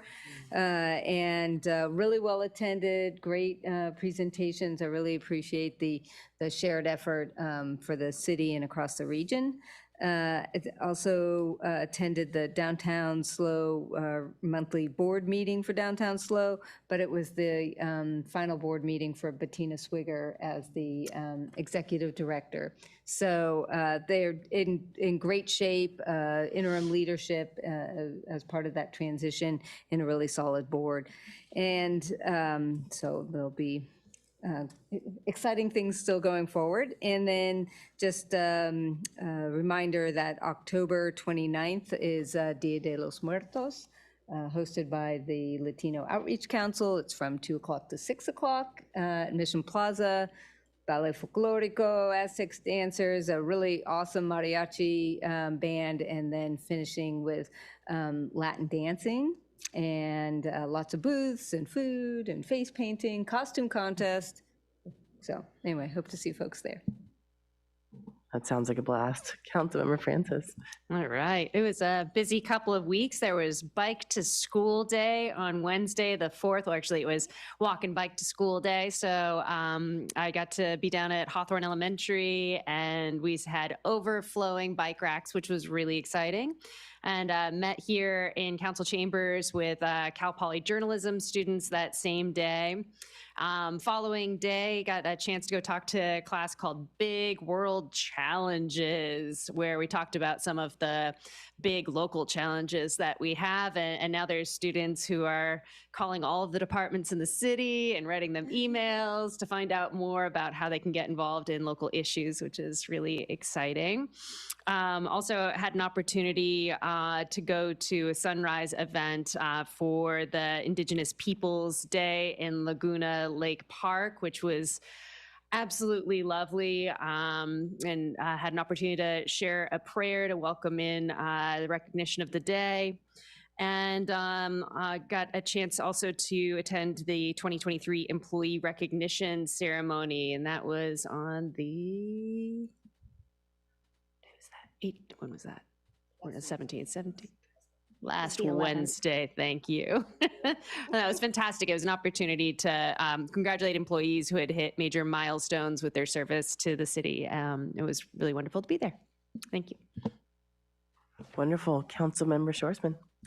I'm glad you were able to make the employee event. I was deep in the Zone 9 meeting that conflicted with that this month. So a lot happening with Zone 9. Just there's been a lot of creek cleaning activity happening, a lot of storm preparations, cleaning out the creek, getting ready for the winter. Hopefully, everything will be cleaned out and ready, and we'll be able to weather any bad weather that comes our way in January or during the rainy season this year due to all of the extensive work that staff have been doing.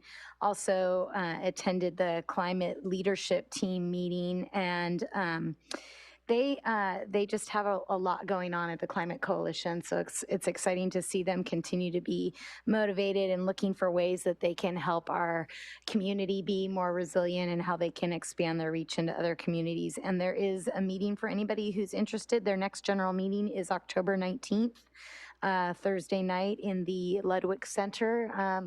They meet there monthly, and so would welcome anybody to come out to that. And I also had a chance to attend the Indigenous Peoples Day ceremony at Cal Poly. A really great event, really good turnout on the grassy area in the courtyard of the new dorms, and lots of students, representatives from the local tribes, and a lot of the Cal Poly specific groups. They had, a masculinity group, they had a gender equity group, they had different culturally affiliated organizations represented there, and some great speakers and music, and a good recognition was for everybody. So thank you. That sounds amazing. Well, then I'll